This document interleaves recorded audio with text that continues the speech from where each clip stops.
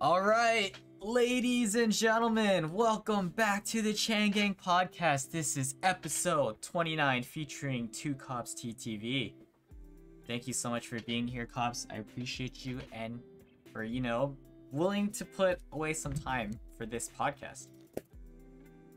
Of course, I'm happy to be here. All right, guys. On the top right, you could see the panel. On the bottom right, you could see both of our Instagram handles, so feel free to drop us a follow if you'd like. Other than that, we have two commands to consider for this podcast. The first one is !podcast. In short, why am I doing this podcast? It's to get to know my friends on a more personal level. It's whatever they want to share, and I think that this is a cool way to do so because they could talk about their experiences to a certain degree, whatever they're comfortable with. And secondly, !guest to see the Twitch channel link for 2copsttv. So if you haven't already followed him, please do so. Alright, let's just jump right into this. Let's start things off with a brief introduction about yourself, and feel free to include some of your hobbies and interests. Oh man, okay. Well, I am 2copsttv. You guys can call me 2cops, you guys can call me Ossifer, you guys can call me Ossifer Pulsey. Those are some of the things that I go by with my friends, and I consider all of you friends. I am a police officer. I'm 26 years old. I live outside of Las Vegas, Nevada, so Sin City. I like streaming with my friends. I do a podcast with my friends as well called 2Cops Talk, and that's pretty much, well, I mean, I like shooting and like animals, and I grew up very I'm kind of a redneck, so I like a lot of Ryan Duchins. I like a lot of different activities, but I spend most of my time either with my family or streaming or working or doing a podcast myself. So kind of a nerd, kind of not. It's kind of weird to explain. For sure.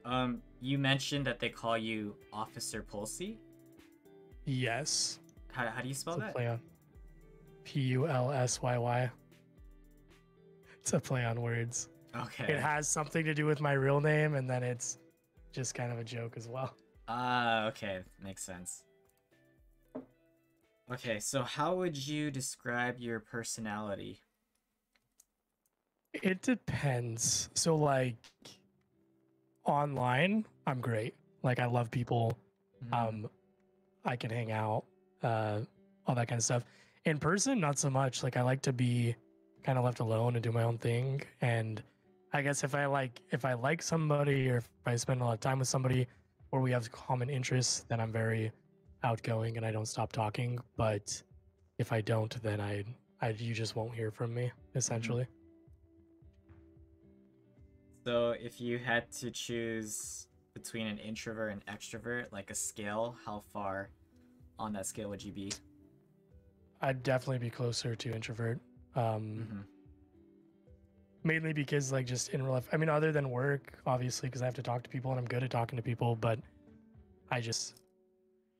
maybe it's because I deal with people all the time that I just like to have my own personal time and space. And yeah, I would say definitely a 7 on the introvert and a 4 on the extrovert scale, if we're doing that like that. Nice.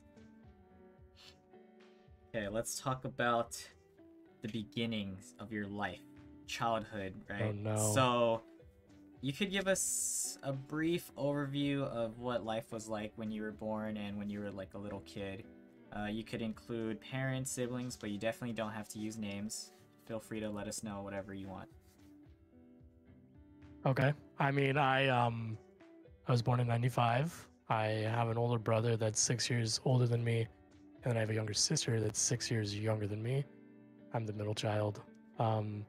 I grew up in a very, very small town that my dad's side of the family basically founded. So it's super small town, family name. And I don't really know what else to say about being born, but there's an elementary school out here and that's it. I went to middle school and high school in the next town over. And I was raised very old school because the small town. Like my family raises cows. Like both my parents have full-time jobs, but like we raise cows and provide food, and then we like hunt to provide food and all that kind of stuff. So very old school. Like I didn't have the typical childhood of like where you go and hang out with your friends on Friday night and have sleepovers and stay the night. Like I didn't get to do that because Saturday morning was like cow morning. Like you fixed fence or moved cows or whatever you had to do. So it was a lot of working and being outside. And in fact, I actually didn't like really get into video games until maybe like high school. So when people talk about like RuneScape or just all these other types of games that they played, I'm like, yeah, I have no idea how any of that works. Mm-hmm. Nice. Okay. So to be clear, were you located in Nevada your entire life? Yes. Okay. So you gave us like a general idea of what life was like for you as a kid, but what was your relationship like with your parents and siblings specifically? I have a really close relationship, I'd say, with my family. Like it's funny because if you listen to us talk to one another, you'd like think we all hated each other. Mm-hmm. But I would challenge that and say it's because we're so close to each other that we're able to be comfortable enough to talk that way, to be open. Like I did something illegal one time. I know, shocker, right? And like the first thing I did was come home and tell my dad, like, because it was cool, it was fun. So Yeah. like I shared it with my family, right? My brother, because he's a little bit older than me, like we definitely, when we were younger, we were close, and then when we got older, it was kind of like that, like sibling relationship where you're always fighting and arguing. Yeah. And then once he moved out, like we were super close after that. And I mean, we all still live in our hometown. Like well, except for my sister, she just barely like moved out because she just turned like 20 or whatever. Mm-hmm. But we all live in our hometown still, and so we're all like a super close family, I'd say. Like so tonight's my weekend, and usually I go over to my parents' house for dinner, but I had some stuff to do here to prepare for this and to some chores I had to do, so I stayed here tonight. But usually we just go down the street to my parents for dinner and hang out and talk and help my brother out and do this and do that. So I'd say a really close relationship with all of my family for the most part. Mm-hmm. Nice, close-knit family. So when you were younger, how would your family or your parents discipline you guys if you guys were to act out? Like I said, old school, right? So Yeah. Fly swatter, belts, boots, grounding, work, discipline was really big. Yeah, definitely had my butt whipped, spanked a lot. And I mean, I don't really ever get into like political stuff, but I was raised that way and it worked, so what have you. But definitely tough love type thing. Like I think I can count like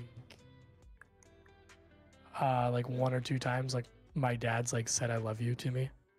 Like, and that's not because he doesn't love me, but just because like it's tough love. Like my dad's like old school. Like you watch a John Wayne movie and like that's basically my family. Like that's my dad. You know, like old school cowboy type. So those, like, it wasn't I love you, it was a swift kick in the butt and get back to work, and you better have this crap done by the time I get back. So throughout this podcast, if you have any memories or specific stories you want to tell in regards to any topics, feel free to do so. For the next question, so tell us about like the diversity of your city from where you're at now and from before. Like, give us a better like mental image of what life was like outside of your family. So small town, let's see. A lot of the things that go on in town, like rodeos, racing, like four-wheelers, dirt bikes, whatever. hunting, fishing. Like those are kind of the things that like occur in this area. This area, the area that I grew up in, it was a lot of either like Caucasians, Indian or Indians, and then you've got like Hispanics as well. Like that's most of it. And then there's another valley very, very close to us where you get like more of the population of like African Americans and more Caucasians and Asians and every walk of life you can think of. I grew up with like I was basically really good friends with mostly like Native Americans and Hispanics because that's my side of the valley that I live in is where we all grew up. Yeah. And then my family, like I said, my family basically founded this area for the most part, like my dad's side of the family. And so my family name is deeply rooted in the Native American side of things. And I'm not Native American, but we had just such a good relationship with them that that's kind of like what I grew up around. I don't know what else to even say. Yeah, that's fine. Out of curiosity, do you speak any other languages? I extremely wish I did, but I do not. Okay. I don't. I can barely speak English, dude. I wish I could, but there's no way. Yeah, it's all good. Okay, so let's dive into your school life. So you could give us like a overview of what life was like in elementary, and then you could follow up with middle school to high school. Man, for Memory lane. elementary school, my mom's like she was like a teaching aide. Now she's like office staff, but I would ride to elementary school with my mom. It's not very far from where I grew up, like literally like 3 minutes, 5 minutes. So that was pretty, I mean, I got to ride to school with my mom, but if I didn't ride to school with my mom, I was the first person to get picked up in the morning and the last person to get dropped off at night. And you might not think that's significant, but if you've ever had a full bus to yourself, depending on the day, it can be really good or really lame. But typically I would ride to school with my mom, get there early, do homework or whatever, and then I would leave school with my mom or hang out and wait for her to be done and just kind of hang out and stuff. And then my teachers, like I had a good relationship with them because it's a super small town, so you basically know all of them. And then I had some teachers like twice, if that makes sense. There was a class, it was like 3rd grade and 4th grade mixed together. So we didn't have a lot of kids. So we're a small town. So yeah, like they mixed 2 classes one year. And so then I had that same teacher twice. But that was kind of interesting. But that's really it for elementary school. I don't know. Middle school, I was the first time being around like people outside of the town that I grew up in. It's 3 towns where I went to. Oh, hi. Can you go get your mom? Do you want to say hi? Can you say hi, Wilson? I don't know if you heard that or not. I heard it. Okay, go get mom. Okay. Sorry, that is my 2-year-old. That's awesome. She is very hard to contain. So it was 3 towns for my middle school, 30-minute bus ride to middle school. And then it was my first time being around like the other students that I didn't go to elementary school with. And I think like I did the normal things. Like I was in band my first year of middle school.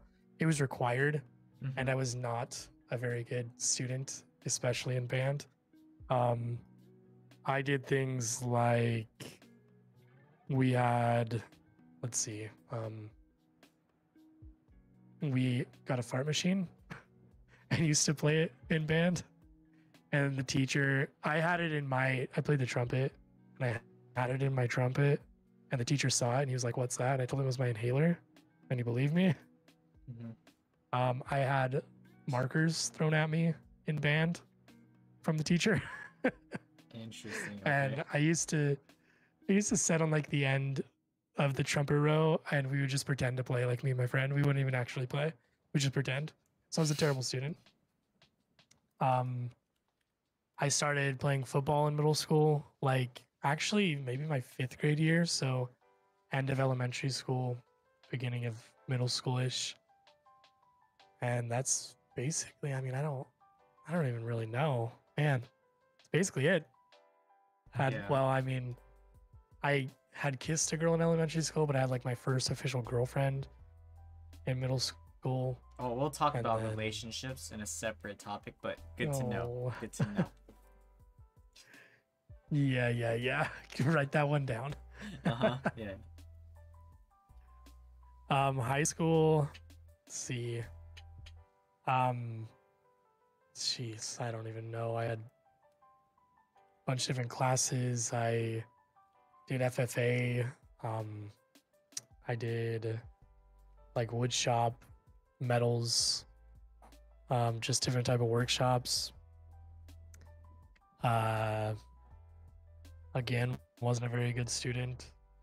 I did have a class where I got to play SimCity for this first semester, and then for the second semester we built a model city, and that was kind of cool. Mhm. But that's, I mean, I really did. I don't even know. It's been quite a while. Okay, it hasn't been that long, but it's been a little bit, and I just have, I don't know.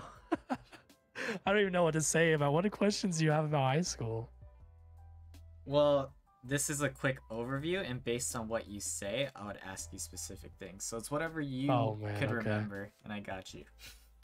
Yeah, I did FFA. I played sports. I Yeah. hung out a lot. Got in trouble. Did stupid stuff. Barely passed. All that good stuff. So that's the overview. That's all I got. What sports did you do? I played football, and then I did high school rodeo. But high school rodeo is like, I don't know, where I grew up, it's not worth the traveling because they have like local like things. So like instead of doing high school rodeo every year, I would just go and like go to a jackpot roping where you could win money or a saddle or something with my dad, and then participate there rather than do that. So I played football like my freshman year, and then I did high school rodeo my sophomore year, and then I went back to football my junior year. I don't think I did anything my senior year. I think I just worked my senior year. Yeah. Okay, so a little more about rodeo. I actually have never heard of that. So can you give us Wait. like as in Really? high school rodeo? I didn't Oh know man. that was a like course or whatever. So can you talk a little bit about that? Yeah, it's basically just different rodeo events. I mean, there's a national association for it, but I'm gonna look up a little bit of stuff because I don't want to like lead you astray. Okay. But basically, it's different. Typically, they goes by state. I'm not gonna look it up. I'm just gonna wing it. Whatever. You guys can look it up later if you'd like. Yeah. Um, it goes by state. So like you would have your state, and different high schools will put on different events, just like games. But you have to think like if I'm in Southern Nevada next to Vegas, right? And Vegas doesn't do that. Nobody rides horses there. They don't have, it's all small town stuff. So I mean the closest small town to me that is going to do that, the next high school is 4 hours away. So you spend most of your weekends traveling, and you just participate in the different rodeo events. Like they had like barrel racing and team roping and calf roping, and I don't think they did bulldogging. They may have done some sort of, like I know they did like some sort of bareback and like bull riding and such, but just like there's just different events. If they have people for them, then they have people for them, and you travel around and you get, depending on what place you take in your specific event, if you get points for that place, and then at the end of the year you get to go to like the finals and participate in that as well. Nice. What did you And then specialize in? For a little bit of time, I did team roping. That's where like you ride a horse and then your partner's on a horse, and then one person ropes the horns of the cow and one person ropes the feet of the cow. I see, interesting. Okay, now I know a little more about that. The actual events that go on during rodeos. Yeah, it's oh, go ahead. I was just gonna say, like, I grew up like it's like a different lifestyle, almost like a different world from like, I don't want to say most people, but a lot of people that I meet gaming, because a lot of people that grew up like me don't dive into a streaming thing and have a bunch of friends that do it and introduce you to that. So yeah, it's neat. So I was gonna just ask, like, what would you say your favorite memory would be of being a part of the high school rodeo? I mean, just the people, honestly, like, I don't know, hanging out, good life lessons. And I mean, I don't know if I have a specific like story or memory, but definitely the people, like hanging out with them, staying at hotels with them, staying Yeah. at different things with them, and just that kind of stuff. Nice. Okay, so transitioning to football, how was that for you? What was your experience like? I enjoyed it. I think later on, I realized like it's just I mean, obviously it's just a hobby, right? Some people are really, really good. I wasn't really, really good, so it was just a hobby for me. But then even like looking at like, I can think of one of the kids that I went to high school with that was super, super, super good, like got scholarships, all that. Like he's still playing football, but he's still in college. So like, I'm sure it helped him with the college experience, right? Like hanging out and stuff.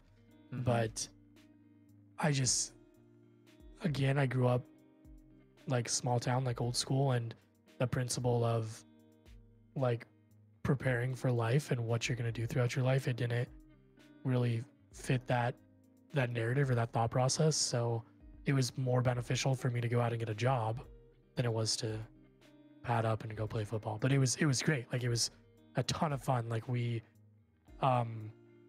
would have like Hell Week, and we'd have like lockdown where you stayed with the entire football team, the 3 like varsity, junior varsity, and the freshman team, whatever, B team, whatever the heck they're called. But you all stayed together in the gym for like 3 nights, and it was nothing but like wake up, work out, do drills, do conditioning, eat lunch, stretch, do other stuff. You're done by 5, you eat dinner, you come back in and you sleep, or have huge pillow fights in the gym.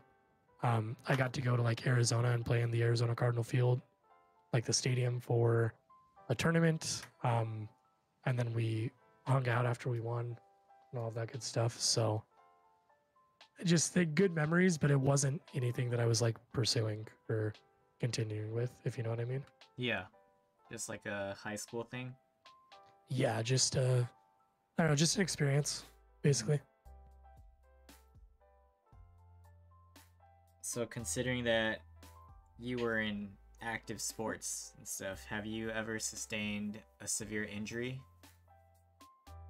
The the most injured I've been before my motorcycle accident was like bruised ribs and maybe maybe a broken finger, maybe, if you could even call it a broken finger, maybe. So no, not really. I mean, maybe heat exhaustion. It's like the worst being out here in like Vegas, but other than, no, not in high school, not until about 4 or 5 months ago. Okay, yeah, we'll eventually get there. Dang. Like, good thing there wasn't anything else severe. Yes. Okay, so you briefly touched up on academics. You said that you weren't like the best, but how would you kind of summarize your academics from elementary to high school? I think the older I got and the further we went it like on, I just got more, I don't know, lazy. Yeah. Um, Uh-huh.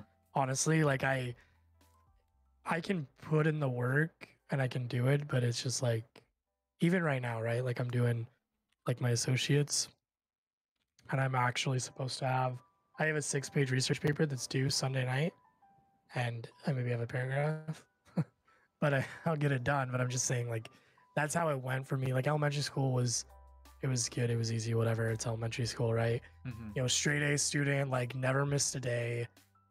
Middle school a little bit less, and then high school like so much more less. Yeah. I also have like, I don't know, bad experiences like with like I hate math, and it's because I have bad experiences with math. Like my math teacher, my sophomore year, like left for the whole year, and we had like 14 different subs throughout the course of a year. And so it's like I felt like I didn't learn anything or anything like that. And then I went to like calculus the next year and asked a question, and the teacher was like, "Oh, wait till after class." So I got up and left because if she didn't answer my question then, I was going to be behind at the end of class. She'd have to reteach everything. So I was like, well, I don't need to be here. I don't know. Maybe I was just lazy. I think I got lazy towards the end.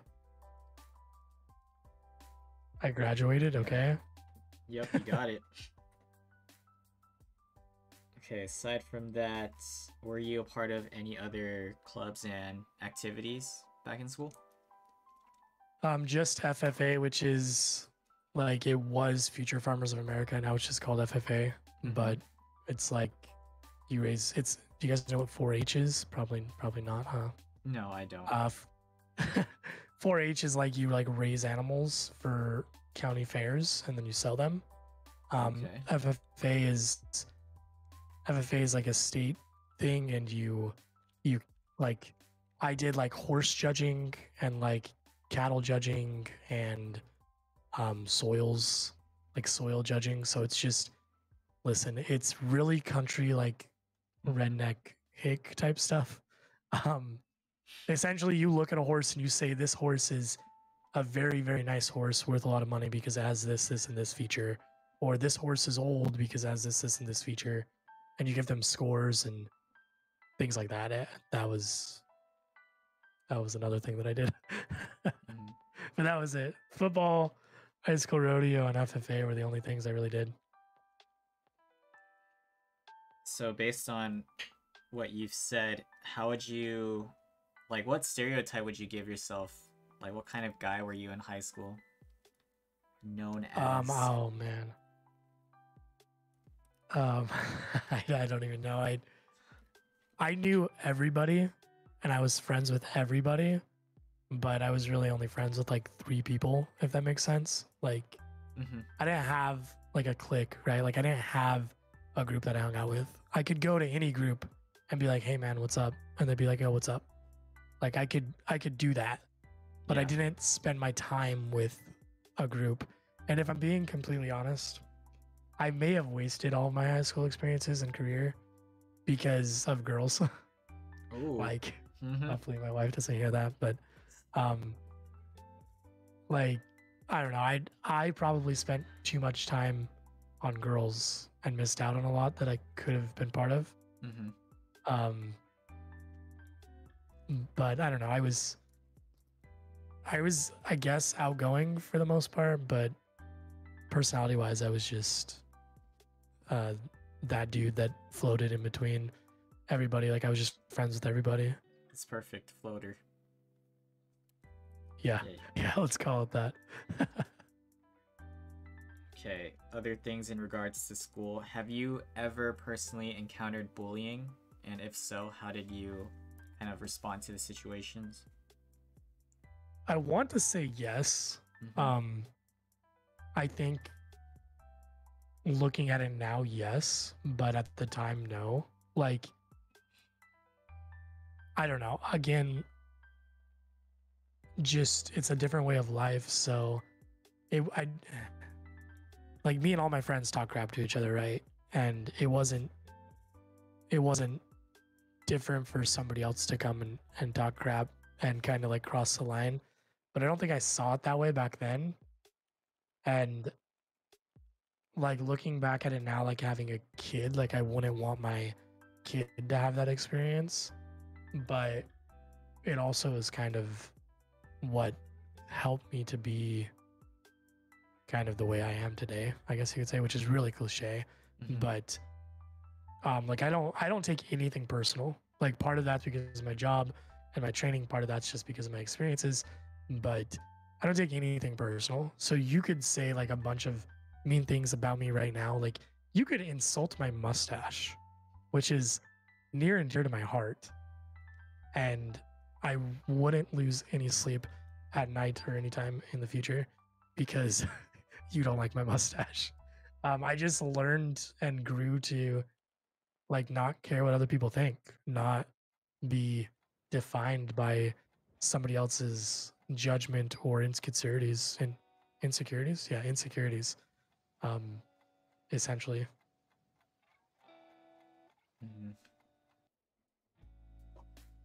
And apart from bullying, have you ever found yourself in a physical altercation or fight? Most definitely. Oh, do you want to talk about those stories? I mean, again, like small town, right? A bunch of rednecks. I know, like, we used to have a spot where we would go and fight.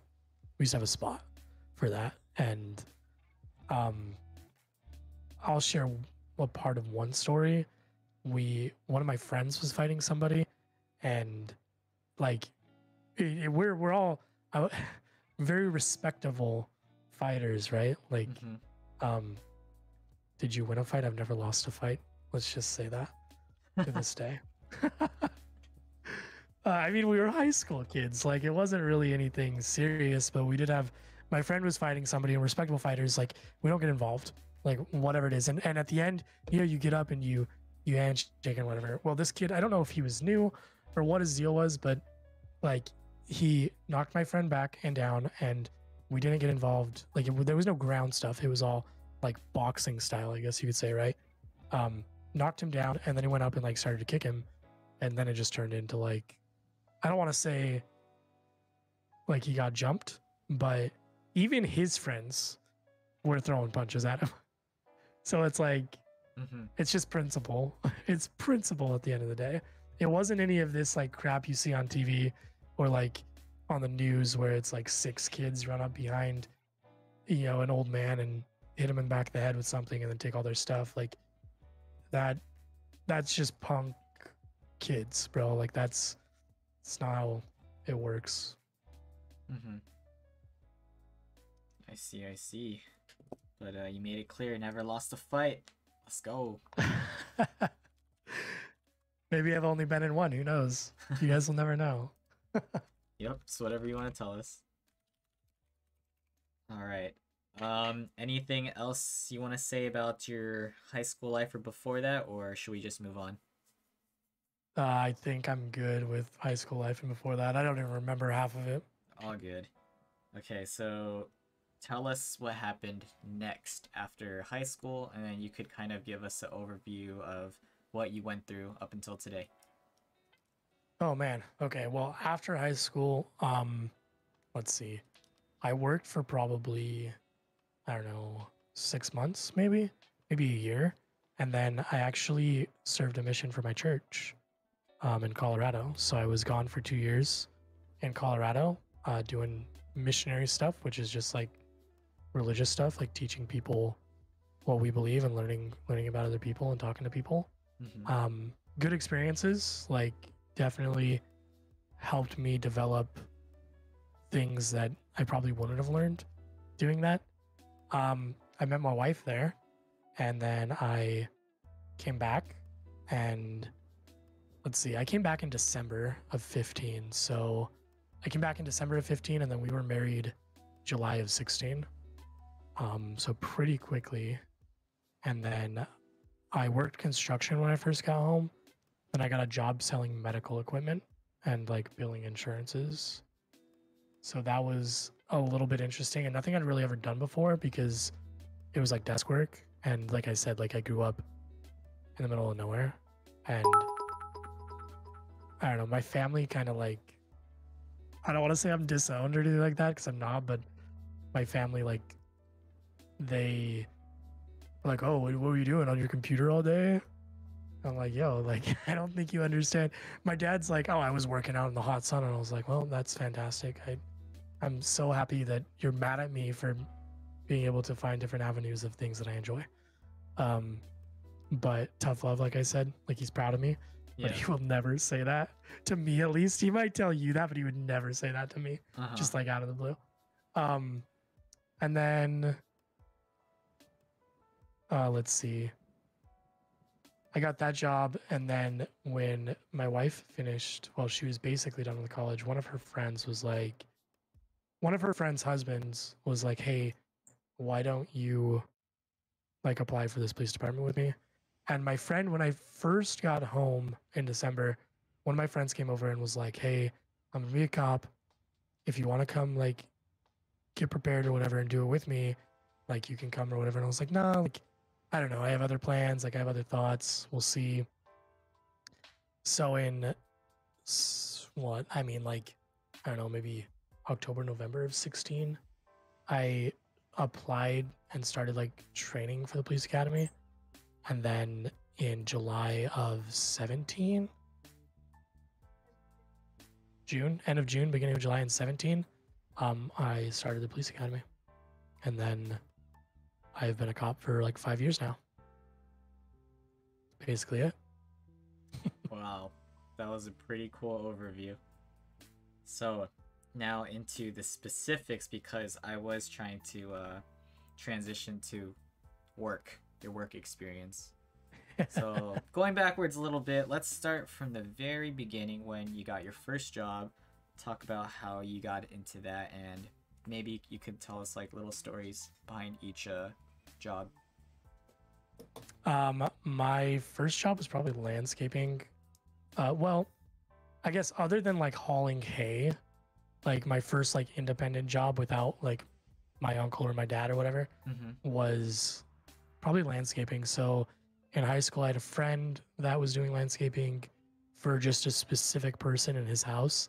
And then he asked me to help him, and I just basically worked with him on doing different things. Like we did like pavers, we did gardens, we did like pull weeds, move stuff, dig holes, move dirt, like all that kind of stuff. Just completely different things. And then why are you looking at me like that? What? I'm getting super judged right now by somebody in the same room as me. Okay. I don't know why.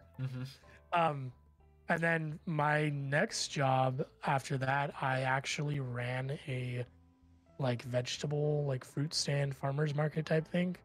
And I also picked corn out of the cornfield for like this big farmer and farm industry from Idaho came down and tried to lengthen his crop time by planting crops here. So I basically ran all of the local side of his operation for him, because I was local and had a good name and things like that. So that was kind of cool. That was very chill, because I would get out of school, drive to the fruit stand, and we'd clock in by our phone. We'd just call a number, but it also had GPS. So you had to be at the food stand when you clocked in, or it would like notify them, because you can't just clock in anywhere. So then I would leave the stand and go home and like eat and whatever and put different clothes on. And then I'd go back and I'd just sit under the like water misters and chill as I sold fruit to really the only thing in my town is like a gas station, and it's right off of the freeway. Like, so if you're traveling through the middle of nowhere trying to get to Vegas, we're like the only gas station.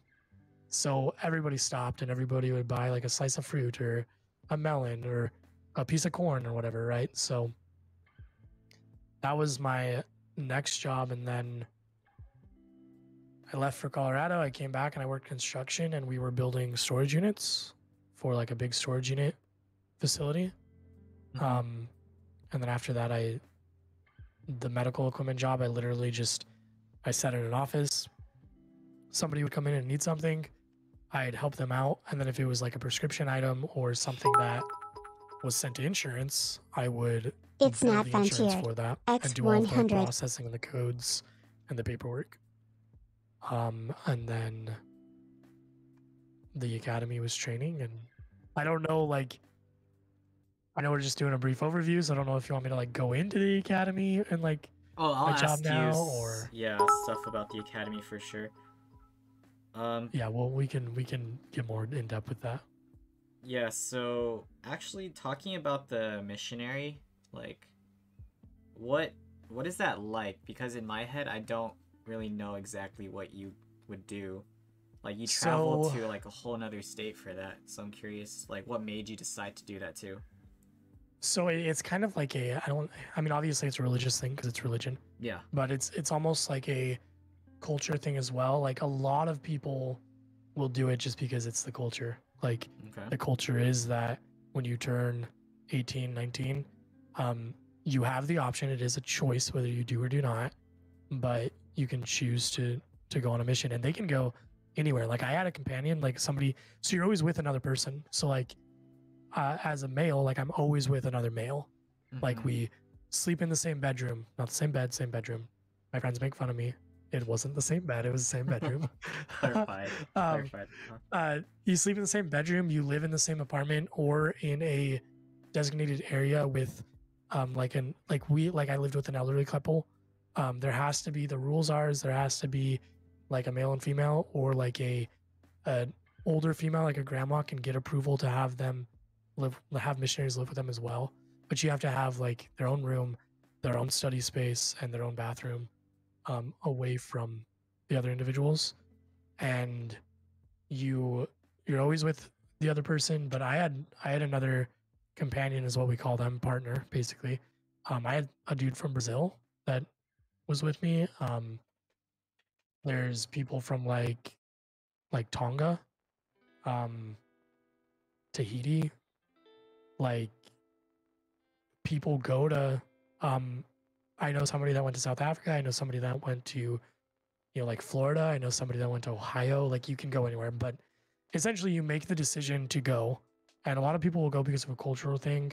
I went just for mainly the experience, and like it's what like I believe in, so I decided to do it. And then it's 2 years long. You pay for it, you don't get paid to do it, and then out of the money you pay to do it, you get like $120 a month to live off of. And you wear like white button-up shirts and ties and slacks, and you walk around and talk to people. And it, depending on who you talk to, like will kind of depend the experience you'll get, but also the way you talk to people. Like I'm not a pushy person for that kind of stuff. Like if it's politics, religion, like and, all those things that we like generally like you don't talk about at family dinner. Yeah. If it's any of those things, like I don't care what religion you are, I don't care what political affiliation you are, like that's none of my business, and it's none of my, it doesn't change like my outlook for you or my actions towards you, so it doesn't matter. So my way of teaching would be completely different than somebody else's. Like I did not like to go up to people and be like, hey, do you want to learn about my church?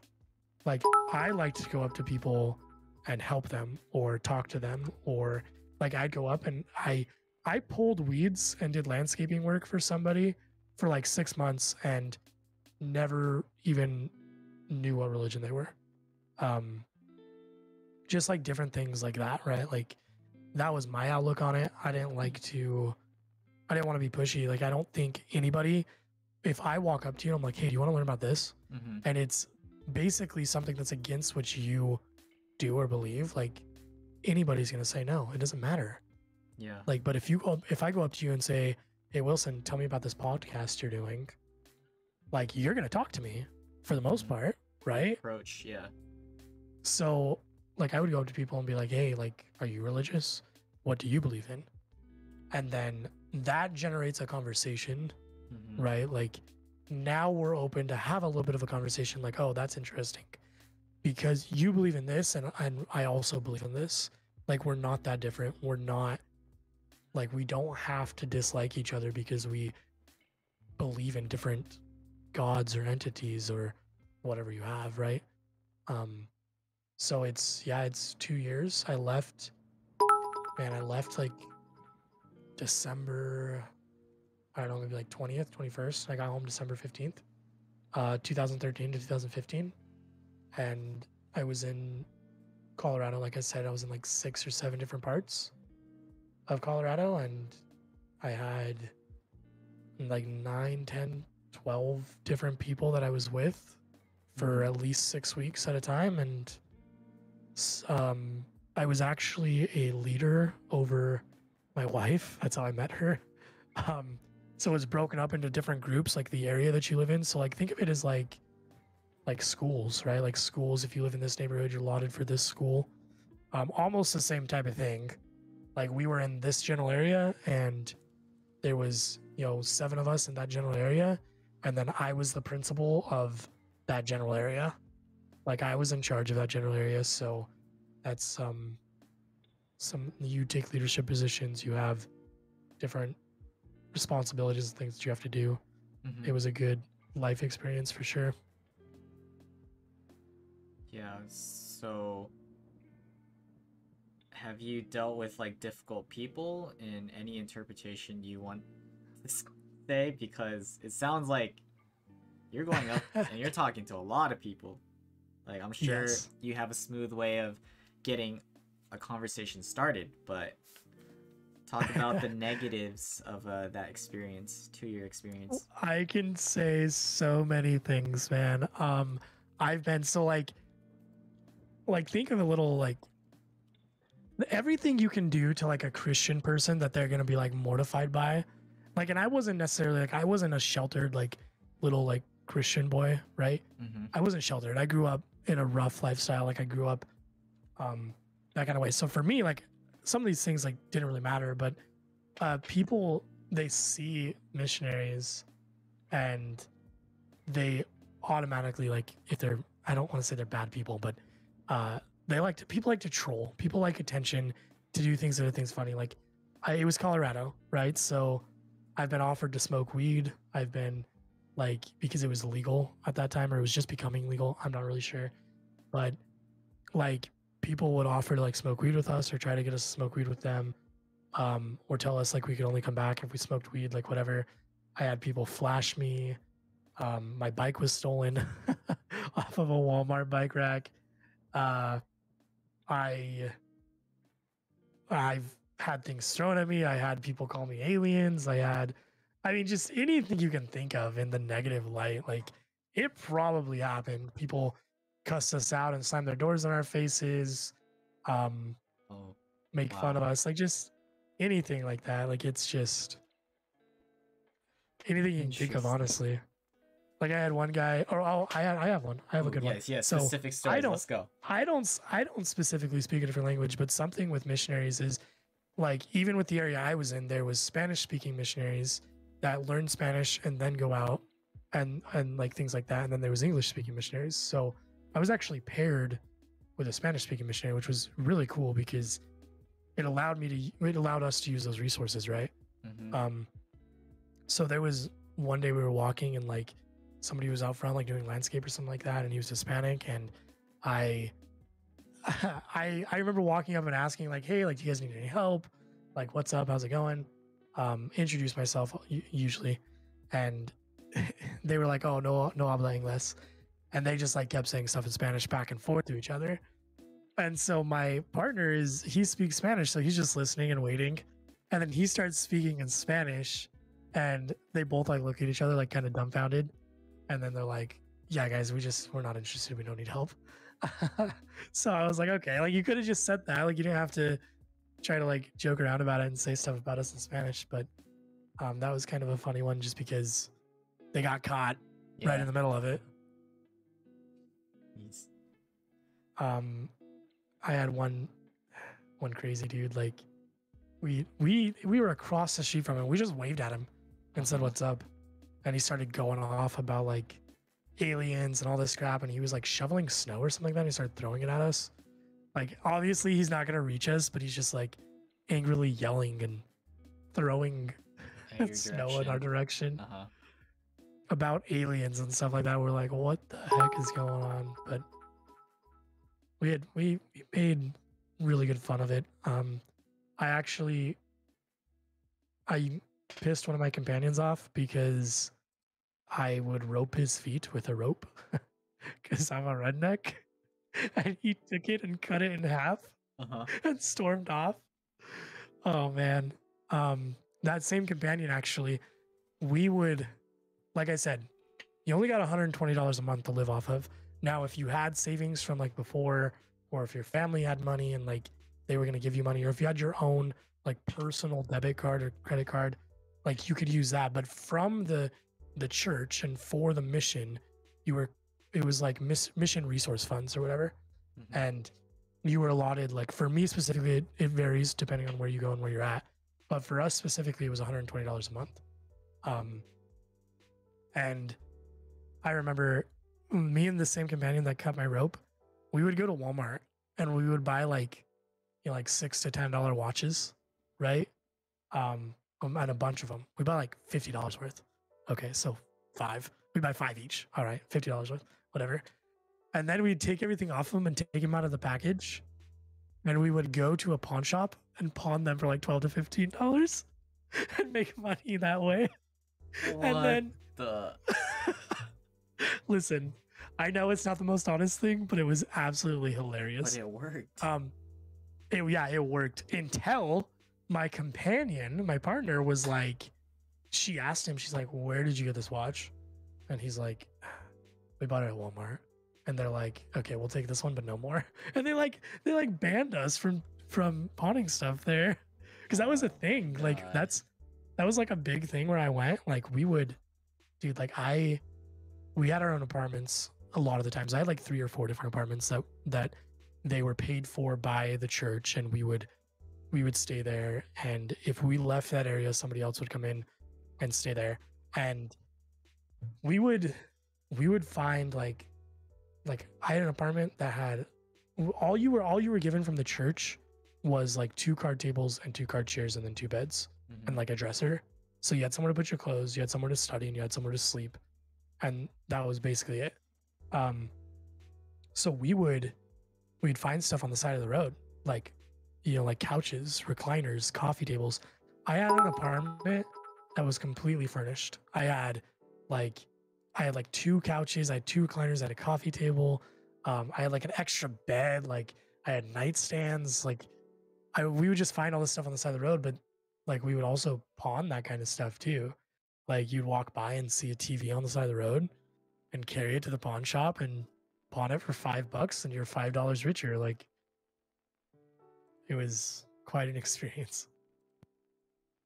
So would you say that the $120 was just enough for you to get by? Because it seems like you guys were really smart about things and just turned around a lot of things for your own. Yeah, so it really depended on where and Okay. what area you're in. So the very first area I went to in Colorado, I lived with a super rich family, and they would pay for our dry cleaning. They would buy all of our groceries, and like, so that $120, like if I would have played it right, I wouldn't have spent any of it. If I was smart with my money, I wouldn't have spent any of it, and I would have cashed out essentially. Because like if you think about it, like I was there for, let's say I was there for like 4 months, right?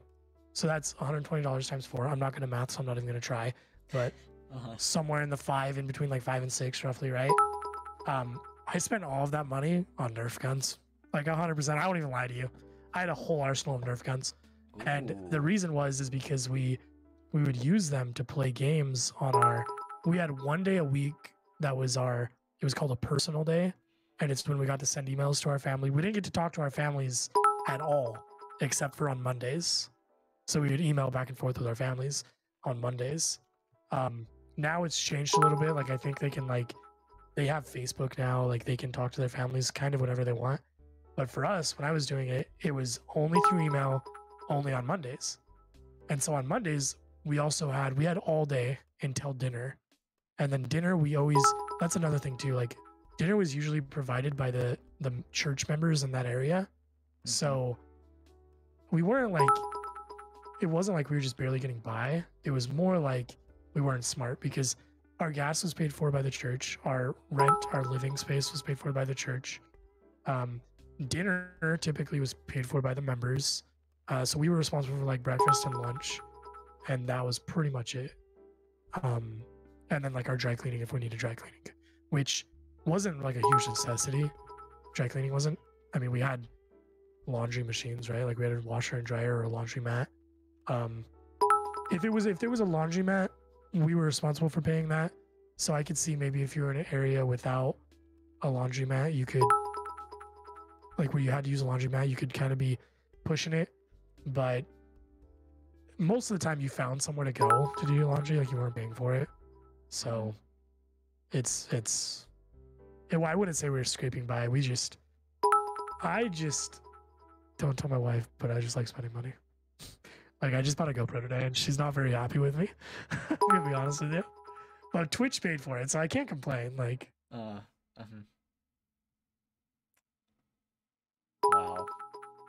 That is a interesting missionary experience. 2 years of that. yeah, it was good times. I'm not gonna lie to you. It was pretty good times.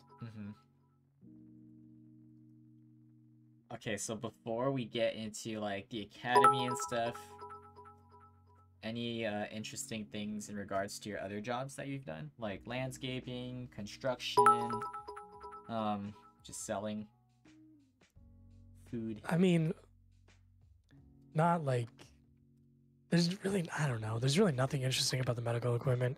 I made good friends. I still have a lot of people that I talk to from that. Construction, I worked for like my uncle-ish. And that was, again, it was a good experience, but nothing really too exciting. The fruit stand was interesting because you dealt with all different types of people coming and going. But that was what I grew up doing. So it, like that kind of stuff, the farm stuff was like natural for me. Like, I mean, I don't really, other than meeting like good people and just making the best of it. Actually, I do have something. When I sold medical equipment, it was my first real job that I filled out like a W-2 for. So like taxes, right? And government stuff. And I messed it up. And I didn't pay a dime in taxes my entire first year working there. Because I worked there for like a year and a half. I didn't pay a dime of taxes my first year working there. And my buddies were always like, bro, like, how did you afford to buy this new gun? Or how did you afford to buy this? And I was like, well, one, I get paid overtime if I stay late. And they don't close the doors until 5. And that's when I get off. So, like, if they close the doors at 4:30, it'd be better for them because then I have 30 minutes to pack up, log out, and leave. But somebody walks in at 4:55, and I don't let anybody else in at 5. Like, I'm there with that person until we're done. So that was their bad. And so I made a lot of overtime doing that. But the other part was I didn't pay taxes, and I didn't know about that until I went to file taxes. And luckily, my wife was in college, so it basically evened out, and I made like $500 off of taxes, like, which is nothing really, but it was better than having to pay. Yeah. So that was an interesting experience. Thanks for sharing that. I actually forgot to ask in regards to the missionary stuff you did. You briefly mentioned that you got, what was it, your bike stolen? Yes. And you said you got flashed. Can you talk about those circumstances? Yeah, so I mean, the one where I got flashed, it was just like we were walking because our bikes got stolen, and just like we just heard like people yelling and hollering at us from the stoplight, and we just look over and there's just 2 girls like hanging out flashing us. And it's just to make us to feel uncomfortable. Like people, I don't know, when you, like I said, when you think of like a good Christian boy that's sheltered, right? You like, what's something you can do to mess with them? Like, hey, let's flash them. So I wouldn't say it made us feel uncomfortable, but like I said, I don't take anything personal. One, and I wasn't sheltered, so it wasn't my first pair that I've ever seen. Like, jokes on you guys, but um, and then the bike stolen one, we went to Walmart to, I think, just get groceries. I'm not exactly sure, but we just went to Walmart and we locked our bikes up at the little bike rack in the middle of the front parking lot. And I don't know about my partner's bike, but I spent good money. Like, I spent like $1,000 on my bike because I mountain biked a little bit before, and so I wanted a fun, really good bike that I could take home with me when I was done, so that I had a mountain bike to go mountain biking on when I got home. And I had a blast on that bike. It was awesome. I had such a blast. But we locked it up and we came outside and it was gone. And then, like, of course, me, right? Like, I've always been, like, my entire life, I've either wanted to be a cop or like going to the military, or like I thought about going to the military and becoming a psychologist and then being a psychologist for cops and military, like veterans, right? So I was like all like in it. I was like, I want to see cameras. I want to do this. I want to do that, blah, blah, blah. It's like we did file a police report, but looking back at it now, like there's just nothing to do. Like there's nothing you can really do. I watched the cameras, but they wouldn't like let me sit down and control them. So I couldn't like sit there for an hour and like watch to see which vehicle came in and left with them, right? And like narrow it down. So in the end, we just accepted it. And then like 4 months later, they gave me a car because not even 4 months, like 4 weeks, they gave me a car because I was in charge of that area. So they're like, hey, like you need a car so that you can get around your area and help out the people in your area. So I was like, okay, cool. And then I was in a car the rest of my time there. I didn't need my bike anymore, but I was still sad that I lost it. Because I really wanted it. Wow, so that was the same night where same day you got flashed. Yeah, it was like on our way home. Like if you think about it, maybe it was like it just like boosted our spirits. All right, so before we actually talk about the academy and stuff, I'm actually gonna use the restroom real quick. Do you need a quick break as well? Sure. Okay, I'll be right back. But if you don't go anywhere, you can entertain the chat. I'll just stay here and entertain chat. I saw Brandon and Missile in there hanging out. I don't know. Everybody else from Wilson's stream, hello. Sorry, my camera's blurry, I feel like. I don't know. Maybe it's not.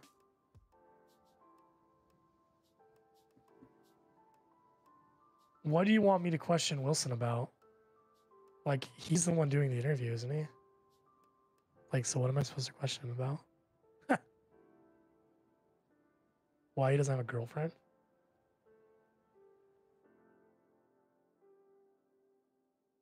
Listen, we need to get this man a girlfriend.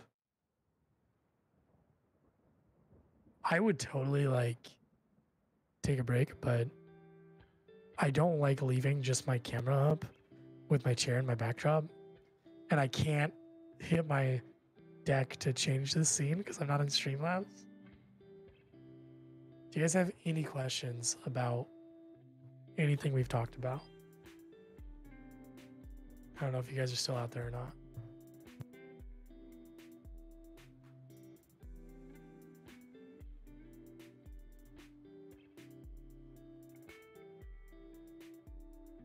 Ask him, why does he hate me? Okay.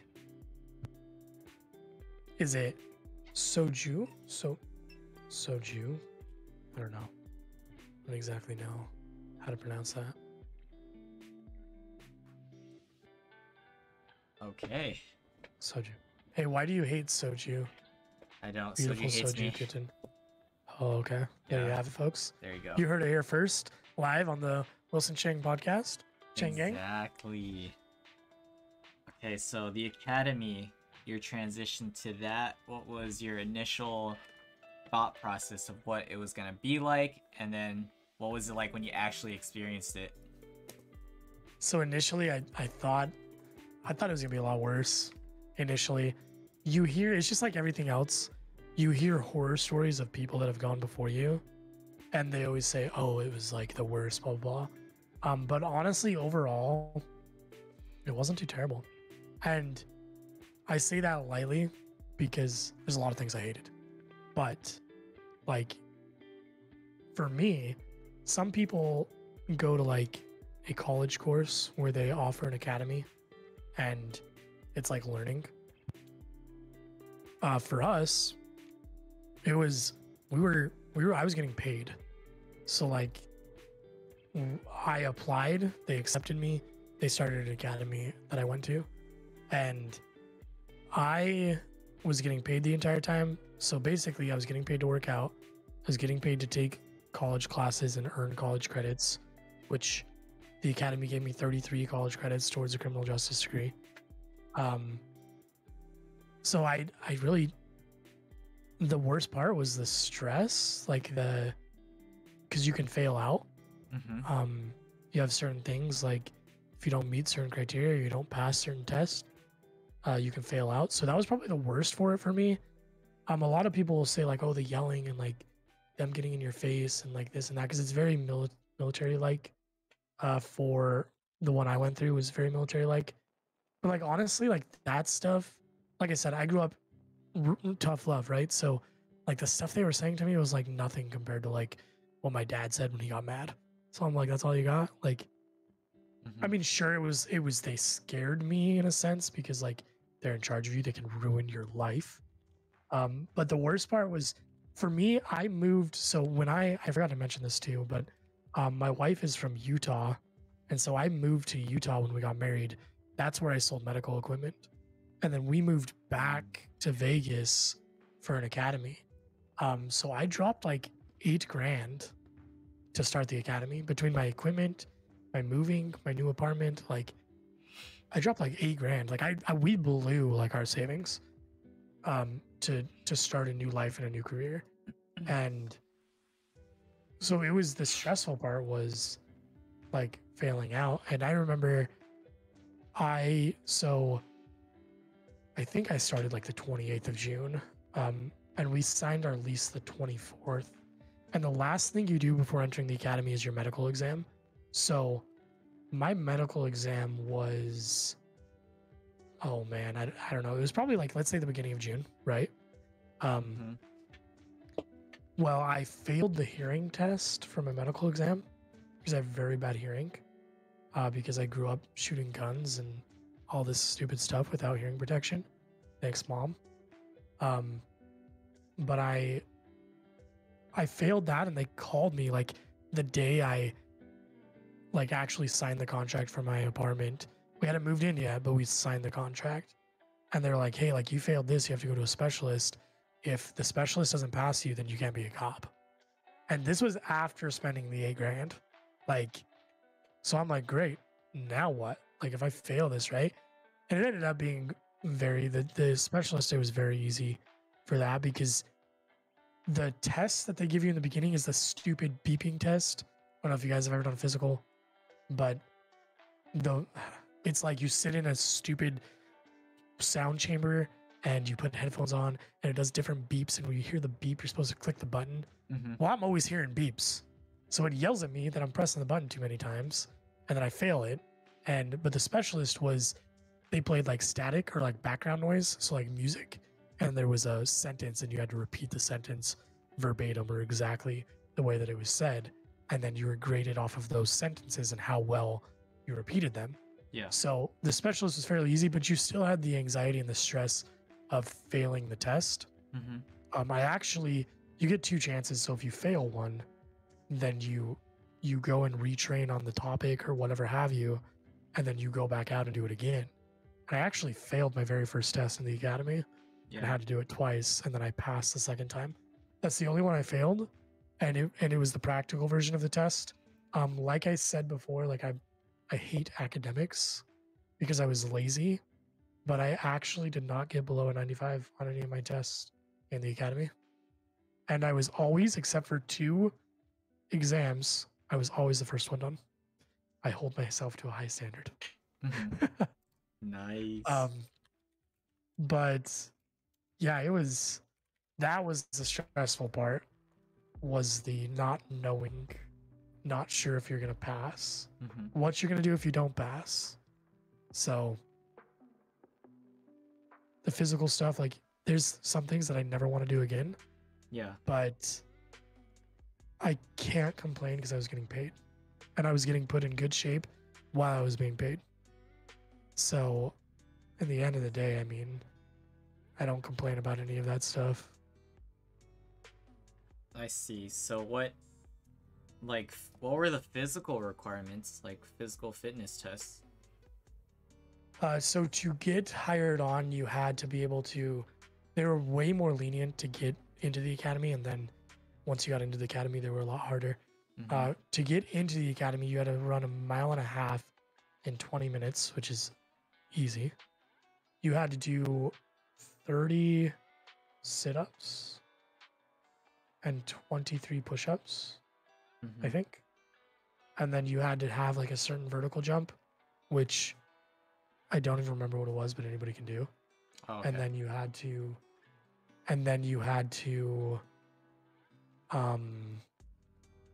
man, what else? Oh, you had to do an agility run, which is like, there's 4 cones spread out between like 10 yards. And you had to like, you started at one cone and then you ran up to the very last cone, ran back to the start cone around it, and then you weaved in and out of all the cones, all the way to the end, and then weaved all the way out, all the way back. And then you ran up the cones to the end and back down to the start. And then you had to do that in like 16 seconds or something like that. Which is, it's fairly easy for the most part. And then once you got in, those went down from like 20 to like 16 to like 14 for the run, and like push-ups and stuff like that just got a little bit, like they put a time limit on it. Yeah. Once you got into the academy and things like that. But the physical requirements weren't as difficult. Like if you were like, I want to go through the test right now, I could show you how to do it and you would pass with flying colors right now. Like, because you're active and you don't even have to like work out every day, which you basically pretty much do with your runs and your streams. But like, I could still pass them and I don't work out every day. I haven't worked out since I got injured. So I can still pass them, but it's the physical things that you do in the academy are a lot different. Like we went on at least a mile run at least every other day. And then it usually got bigger from like the first week was like a mile. The next week was like 1.5 miles. Third week was like 2 miles. And like the most we did was like 5 miles. And we do that like 3 times a week or something like that. And then in between those runs, one day we'd run, one day we'd do circuits with like push-ups, burpees, pull-ups, like sledgehammers on tires, like just different workout type things. So you did those every morning, like without fail, unless you had a practical test that you were going to take, you did those every morning. So the physical standards weren't as much as you were actually physically training. Yeah. Okay. And aside from like physical requirements to join the academy, what else do you need to join? You just have to have your GED or high school diploma. And then I this is just for where I work personally. I don't know everywhere. Yeah. But I'm willing to bet right now it's probably very similar everywhere because there's such a need for it. Really GED, like no felonies, a high school diploma, and then you don't need any experience or any college or anything like that. You just have to pass a background check. You have to be able to pass like a written exam, which is a very basic written exam, and then the physical standards, and then you go through the academy and you basically are trained for your job in the academy. You don't need any experience prior. Yeah. And how many years is this program, like in the academy? Like the academy is 6 months. So you have 6 months of academy and then 6 months of on the job in the field training where you have another officer assigned to you and you do 6 months with them. And so it's a year total of training. Okay, so for you personally, how was that experience, and then the transition from there? I guess graduating the academy is the appropriate way to say it, right? Yeah, so um, like I said, I didn't really have too many issues in the academy. I made really, really good friends in the academy. Mm-hmm. I mean, there was its ups and downs and whatever, but the graduating and going into the field, that was a little bit different because when you have somebody assigned to you that's training you that has been doing the job for, like 10, 12, 5, whatever many years it is, they have their own way of doing it. And so you have to kind of learn how to do it their way. And then Yeah. you go to somebody else and they might not like the way you do it. And all of the grading is based off of basically how they feel. So that was one thing that I didn't really like about in the field training was if I found something that worked for me, I didn't have an issue trying the way that somebody else wanted me to do it. But if you tell me to go do it and I do it my way, and then you don't like it, so you give me a bad like review on it, right? That's kind of unfair to me if I got the job done effectively and successfully and safely. But I mean, that's really in the field is where you get all the stories. Like that's where all of the stories start to come. Mm-hmm. And the experiences really flow in. Yeah. So, were you speaking from personal experience too? Like you had people train you different ways? Yes, yeah, definitely. That was one of my biggest like pet peeves, I'd say, is Ooh. especially when you get towards the end, because when you get towards the end, Mm-hmm. you do when you get towards the end, you have it to where they, instead of being in the car with you and next to you, they kind of shadow you. So they're kind of usually always close to you, like watching you, maybe, maybe not watching you, but then they review like all of your reports, all of your like stops that you've done. And so like if I wrote a report, I had, man, so I'll tell you a specific story that kind of bugged me, and it's directly relating to somebody who had their own way of doing it and didn't like the way I did it, so they treated me poorly because it was different than their way. Yeah. I had an old school, like super old school trainer, been on the job for like 20, 25 years. Could retire anytime he wanted to, like just an old, we call him salty, but old salty guy. And I'm fairly good at writing things, reports, stories, whatever have you. So when it came to report writing, I put a lot of detail in, one, because that's how I learned, but two, because it's kind of required, right? Like if you are trying to make a decision on whether or not somebody should go to jail for the rest of their life or be let go, you would want all of the information, right? Mm-hmm.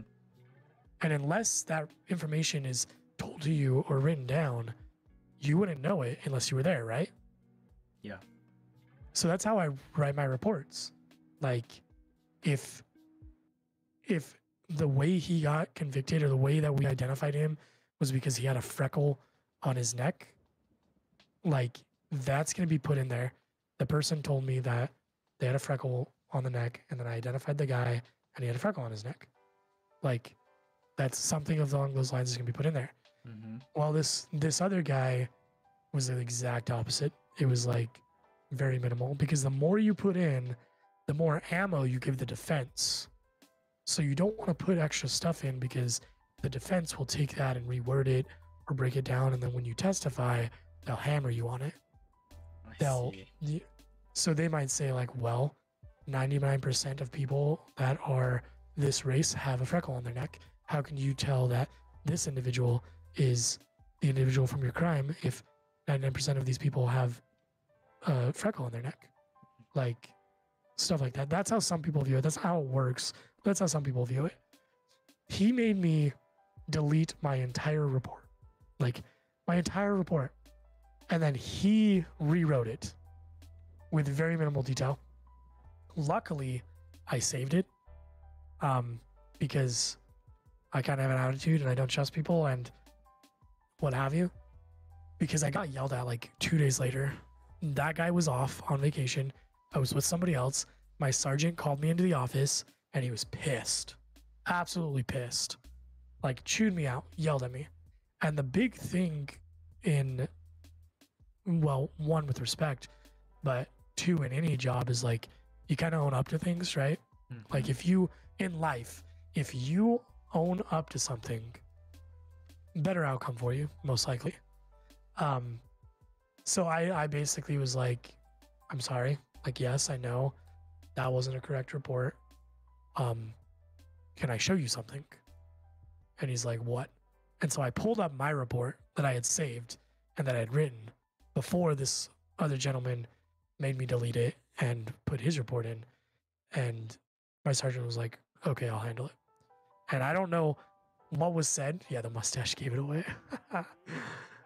It's even better because I'm a motorcycle cop. So I don't know what he did to handle it. I don't think he did anything. I think because it was so close to me switching people and that the guy was off until I switched people, he just didn't say anything. But he didn't take it out on me anymore and he didn't like mess around with me. So I wasn't mad about it. But he actually took my report that I had written and he sent it out to everybody on the squad and was like, hey, I've talked to a detective, I've talked to an attorney. This is how we're going to do our reports from now on. Like, if you have any questions, ask 2cops about it. He's the one that wrote it and he has a template and whatever. Like, so that's kind of how he solved the problem, was like kind of put it out there. But then everybody was mad at me because like, oh, now we have to report our reports different. Now we have to change it.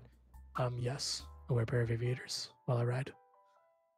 If you give me a minute, I'll show you my motorcycle boots. But yes, I kind of got a little bit of hate, and most of the guys on the squad were really cool. So they were like joking around with me, but there was a couple people that were actually like upset because they had to change their style of writing because I wrote a decent report and my sergeant liked it.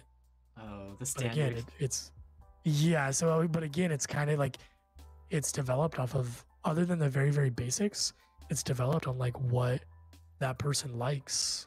Like my trainer, if he doesn't like that, he's going to change it. So it comes and goes. It's just things change a lot. On the local, like on the individual level, things change a lot, but then also like the law level too, like legislation and state and federal laws and stuff like that change as well. So Yeah. Wow. Okay, so since I don't know a lot about being a cop, what you go through, my questions might be super random, but talk about the next step after graduating. How are you like placed or positioned in certain areas? Nice. Wow. those are my babies.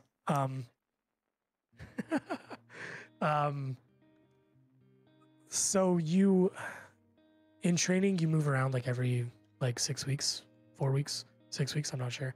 And then once you're out of training, you're placed somewhere and there's really no like rhyme or reason. It's just what area of town do they need cops in and where there's openings. And typically newer cops get graveyard shift.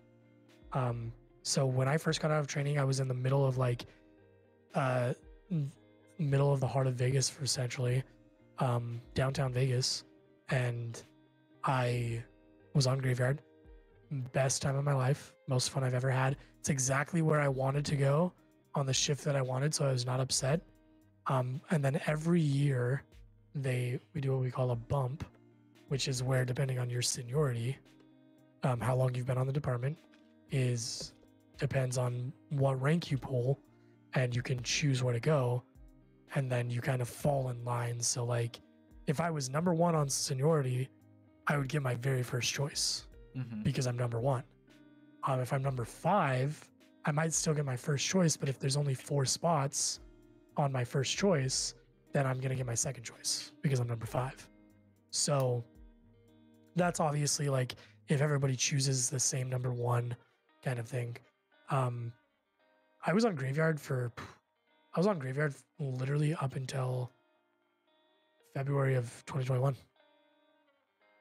So 4 years, basically.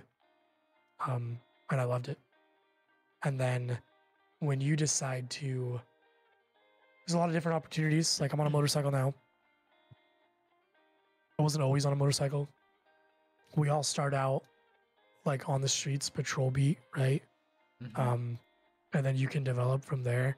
Some people go to investigative units. Some people go to, like I was on a bike for a little bit, like a bicycle bike for a little bit. You can go to investigative units. You can go to enforcement units. You can go to drug units, SWAT, helicopter, motorcycles, canine. You know, all the stuff you see, we have it. Anything, whatever you've seen in a movie regarding cops, like we have that. Most agencies do. If the agency that I worked for didn't, we would use the agency next to us. We would use theirs. So if we didn't have a helicopter, but we needed a helicopter, we would call the department next to us and we'd say, hey, can we borrow your helicopter? And they would fly it over and they would follow the guy or do whatever they're going to do. Aaron, did you have any like specific questions or anything else? So what did you basically choose from the beginning? It sounds like there's so many options that you could just get thrown into it, or it could be by choice, but you also talked about seniority and all that for specific shifts, etc. So I chose to stay on Graveyard that entire time. I could have gotten like a day shift or a swing shift because people don't want to work weekends. So if you do day shift weekends, like that's usually junior people that haven't been on as long. I just liked Graveyard. And then, you know, there's a lot of things that I want to do with my career. Like I would love to be a part of a investigative unit or an enforcement unit. But the problem is that there are certain positions that are tested for where you take a test. So you have to meet certain requirements, then you take a test and you do an interview, and the interview is on the knowledge of that area. And as depending on how well you do in the test and in the interview is where you get placed on a leaderboard. And then if you place number one, like when they have an opening, they take number one. They have another opening, they take number two, so on and so forth. Okay. So some of the other ones, you don't have to have that.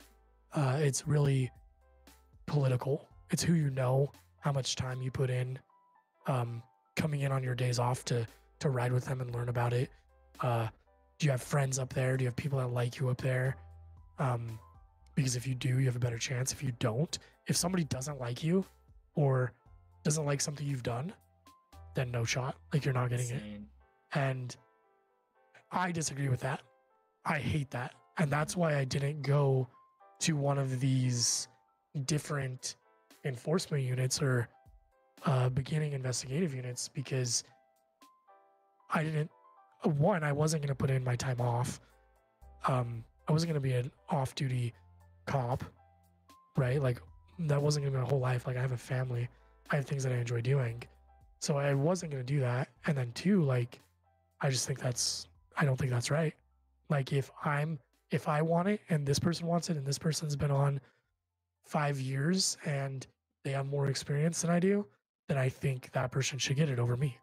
I don't think because I was available because I have no life, I, spent all my time with them on 3 weekends out of my year, that I should win over that person. The motorcycle unit is tested. It's something that I told myself actually in the academy. I looked at my partner, who I was really, really good friends with, the guy I sat next to. He actually lived with me in the academy. And then when he sold his house, he moved in with me in my house that I have. We're like literally one of my best friends. I looked at him and I was like, if they had BMWs, I would become a motorcycle cop. Cause I think it's cool, right? Like, I mean, like, how do you know this is kind of like a joke / question. Like, how do you know somebody's a motorcycle cop? Like, they're going to tell you if they're a motorcycle cop because it's so cool. Like, it is something cool. But I think the BMWs are, I think they're cooler. They're better. But we ride Harleys. So I finally got to the point where I was like, I don't like where I'm at. I don't like it for, like political reasons. I don't like it for mentality reasons. I don't like it for personal reasons. I was only just kind of like, it was kind of negative and it was kind of dark and it like kind of put me in a negative and dark place in my life. So I needed out of it, and I was like, the motorcycle cop option is open right now. It's open for testing. It's a testing process, so it doesn't matter if I'm good or bad, or I mean, it matters, but it doesn't matter if somebody's better than me or what have you. Like, it's a test, so the better person that deserves a position is going to get it. So I went for it, and I passed for the motorcycle unit. You do a riding test, so it's one day of like practicing the maneuvers, and then the next day is testing those maneuvers, and you do that, and then you do a written test, and then you do an interview. And I got second out of 7 of us. I got second, so I went up right away. They put you through a 6-week course of riding, and then you have some classes in there. It's like an extra like 160, 200 hours of riding a motorcycle to learn how to do what you need to do. And then you are released to kind of like training before you're released to another officer. They're in charge of you. You ride with them for like 4 weeks, and then you're let out on your own. Mm-hmm. Wow. Okay, so to be clear, other than having different vehicles and stuff, it sounds like you have to take tests for that, right? But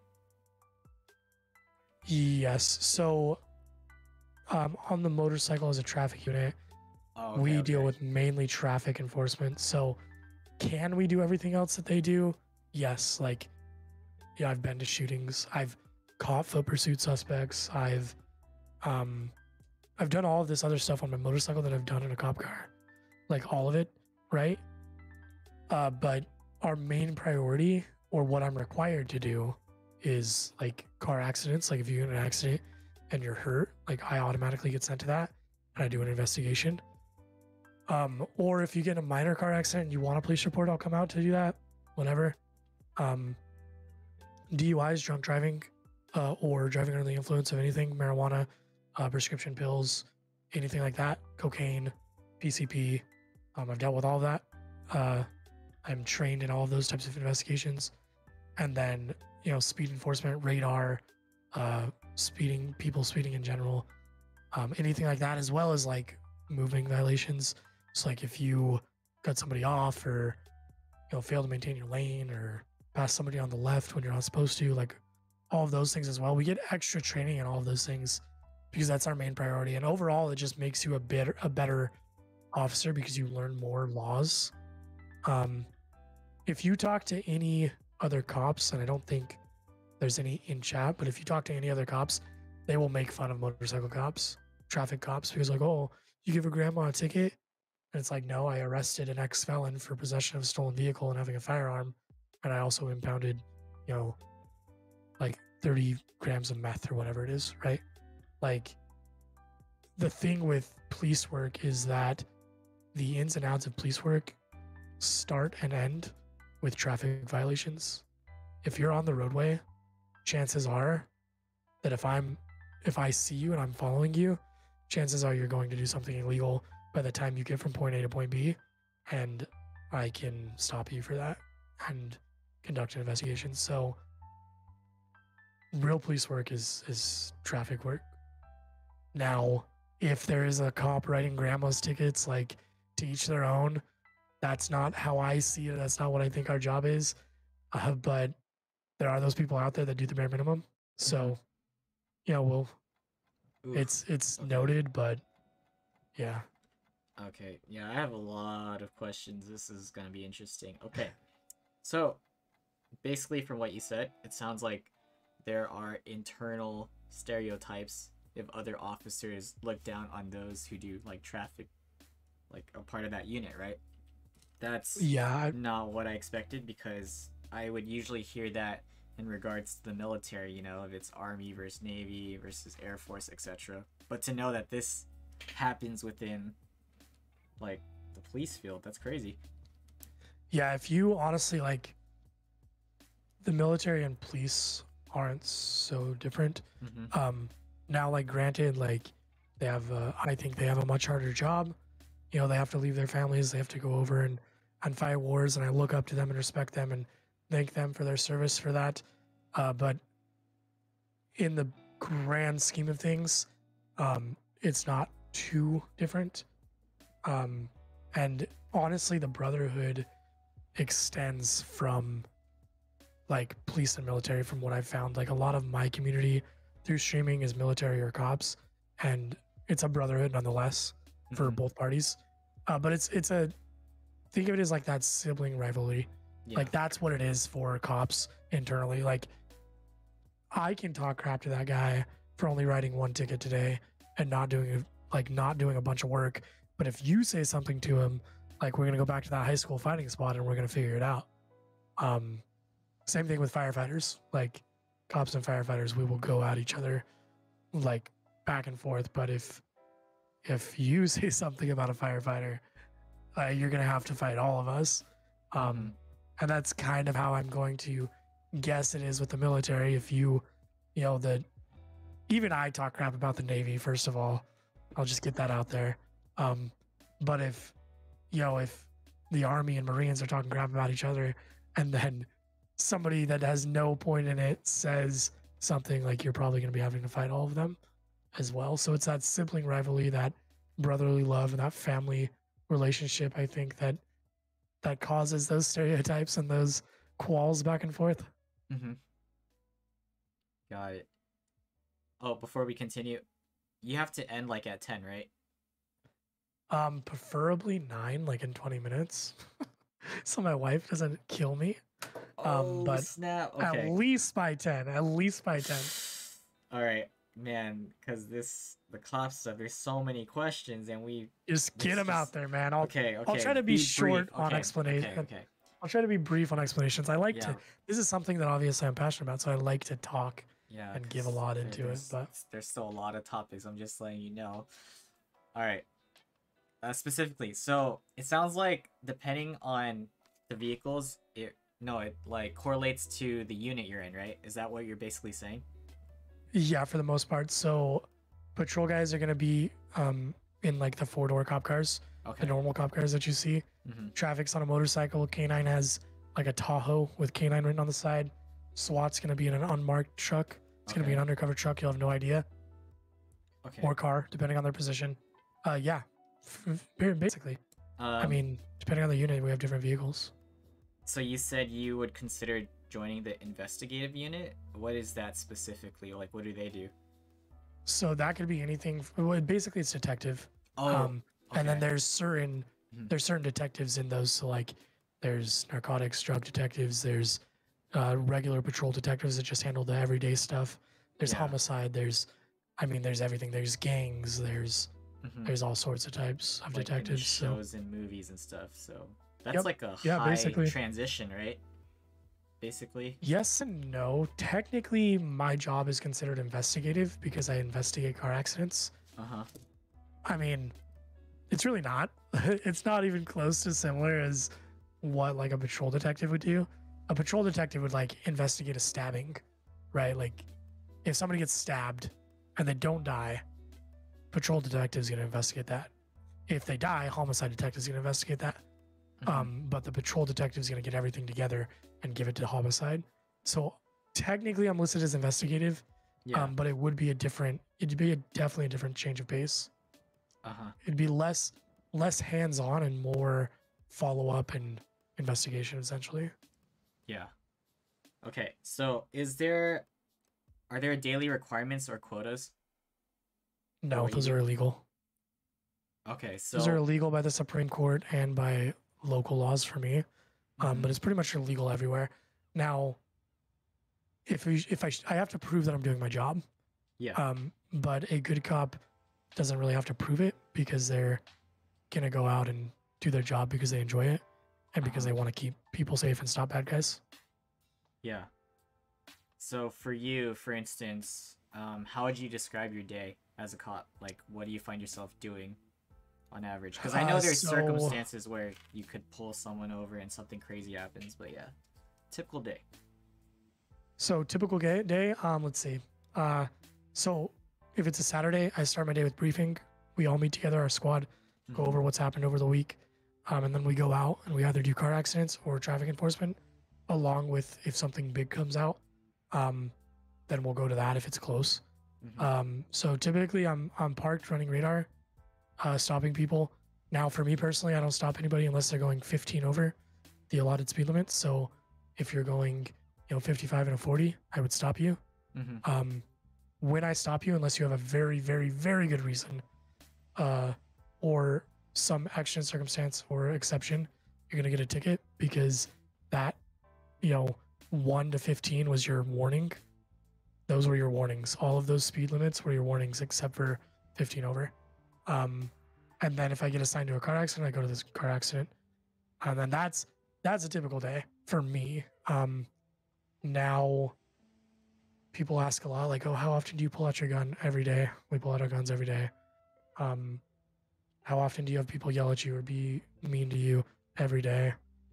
How often do you have people threaten your family or to kill you? Every day? Like that's just part of the process, I guess you could say. I see. Okay. Do you have an idea of like how many people are actually placed in like per precinct or department? Like, is there a limit? So our department is probably about 32 to 3,500 total. And then like for my specialized unit for traffic, there's like 120 of us, 126. And then for like a normal area, you're probably looking at like 150. Okay, because I always wondered like how many like cops are there actually in like each area. So a typical shift has at least 2 squads, and they're usually like, I would say no less than 7, no more than 10. So, and then like it also depends on like day shift, a lot more people out, so they're probably gonna have closer to 10, right? Whereas graveyard, less people, they're probably gonna have closer to 7. And so you're gonna have 14 total people for a allotted area, depending on how big the area is and how busy it is. Speaking like of if that, you go down, go ahead. Oh, I was just gonna ask like, what are the typical shifts and how many hours do cops work like per week?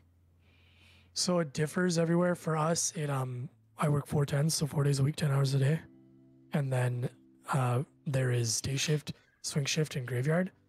We do have one area, the area I used to work in, is 12-hour shifts for day shift, and then 10-hour shift for swing shift, and then 12-hour shift for graveyard. So there's that one place, and that is you work 3 12s one week, and then 3 12s and an 8-hour shift the next week. But it depends. Like some areas, some places throughout the states will do like, they alternate every month. So like 1 month you're on day shift, the next month you're on swing shift, the next month you're on graveyard. Yeah. So. Okay. Question in regards to like, what's the average like lifespan for people to be like, how long would people work for as a cop, and when is there like a retirement age where they would force you to retire or something like that? So they won't force you to retire unless that's like medically, but I can retire after like 30 years from my start date. So when I'm 51, I can retire. So, and that would obviously that vary for everybody. I mean, it depends on your contract, but you can retire early. There's various different ways to retire early. For like example, medically retiring, you can medically retire early and you won't take the discipline or the penalty on your retirement funds. You just won't have as much as you would have had if you continued. If I were to retire early with no like medical reason, they would penalize my my retirement funds. So like they'd take like 7% of my retirement funds or whatever it might be. I see. So how how much studying do you need in regards to like knowing the laws? Because like for example, I see videos out there where a lawyer is like proving the cop wrong or something in regards to law, right? So do you have an idea of what's required and how much you actually learn as a cop? Yeah, so it's kind of two parts. So like I said, 33 college credits for criminal justice in the academy. So that's what you learn. You essentially, all the classes that you have to take for an associate's degree in criminal justice, you learn in the academy. Got it. Now, the caveat to that is that obviously that's a short amount of time for a lot of info. Um, the thing that I see with cops where it becomes an issue, where they're not confident or maybe not explaining themselves or what have you, is either law changes or they don't go back and study an individual law that somebody may have told them. For example, improper display of license plate is a law. So if you don't have the license plate mounted to your rear bumper where the license plate holder is, and you have it, in your back window displayed, that's improper display. That's a traffic violation. Essentially, it's a crime. You can be stopped for that and detained for that purpose on probable cause. Now, sometimes what people will say is that here in Nevada, you get a moving permit. Like if your vehicle like is unregistered and it doesn't pass smog, you can get a moving permit. That goes in your front right windshield or the front of your car. People will say like, oh, that's improper display of a license plate. Well, it's actually not. It doesn't meet the elements. There's a different crime for that. But I've seen people write tickets for improper display of license plate because they had it in the wrong spot, that piece of paper in the wrong spot. And, that ultimately is going to get thrown out because it's wrong. But they never went back and read the actual wording in the law. So, I mean, these videos you probably see, like, I'm going to be honest, like 99% of them are probably false. But there are people that don't do their homework and study. It's not so hard to study, like, if you've used it or know it. But the new stuff is a little bit more difficult because you have to actually go out of your way to learn the new stuff. You're not sitting in a class learning it.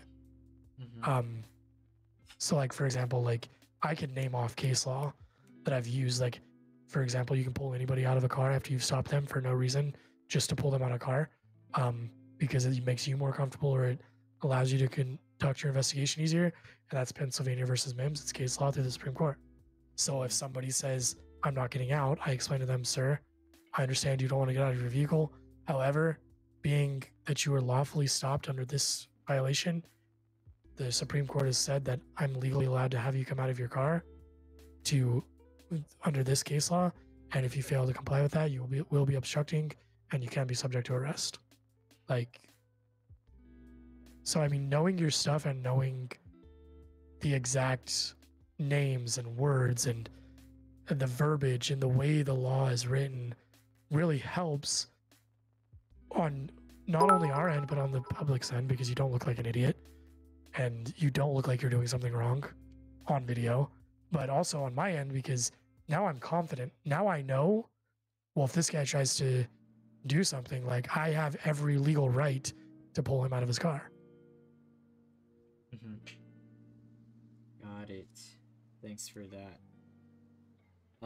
So this has to do with like reputation. Like, do you think cops in general have a bad rep? And I'm curious, when you're out there just doing your job, like, do people act like different around you? Like, as if, do you think people are intimidated by police officers or anxious? Like, what do you normally see? Yes to all of the above. So the only time people are comfortable around me as a motorcycle cop is when they're not driving and when I'm not on my motorcycle. But other cops, like, it's a real thing. Like, I could stand in one door for an hour, not with my motorcycle, but in my uniform with my boots on and all that, right? And I would have 20 people come up to me and want to take a picture, right? Okay. You could put a patrol officer on that same door for an hour in their patrol uniform, and they're gonna have far less people, because when people see a motorcycle cop, they think, oh, like, I'm not driving. They're not gonna do anything. That's not their job. But with a patrol cop, they might always be there. They might be there for something, like people don't know, and so it does make them a little bit anxious. I think that cops have a bad rep for fault of cops that have made bad decisions, and I don't think that's personally, like, if I go and talk to 10 different people, I don't think those 10 people would say I have a bad rep, but the generic public view, I would say, for example, like, if I stopped you, I don't think you would be like, oh, like arguing with me, saying that I was going to hurt you, like saying that I was going to have a bad rep with you, but you've seen the things that are online that say there might be a bad rep. It's not everybody. I've had like one or two very not good experiences where people are like, oh, you're racist, or you're this, or you're that, where people generally just don't like the cops. And when I say one or two, I mean normal people, not criminals that I've caught doing really bad things. Because obviously they don't like us, they hate us.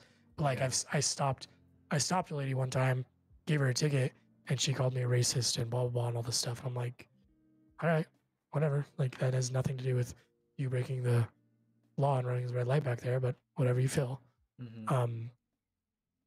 So, but generally people, unless they're being really brave, if they're confronted, they won't do any of that stuff. Unless they're really brave. I see.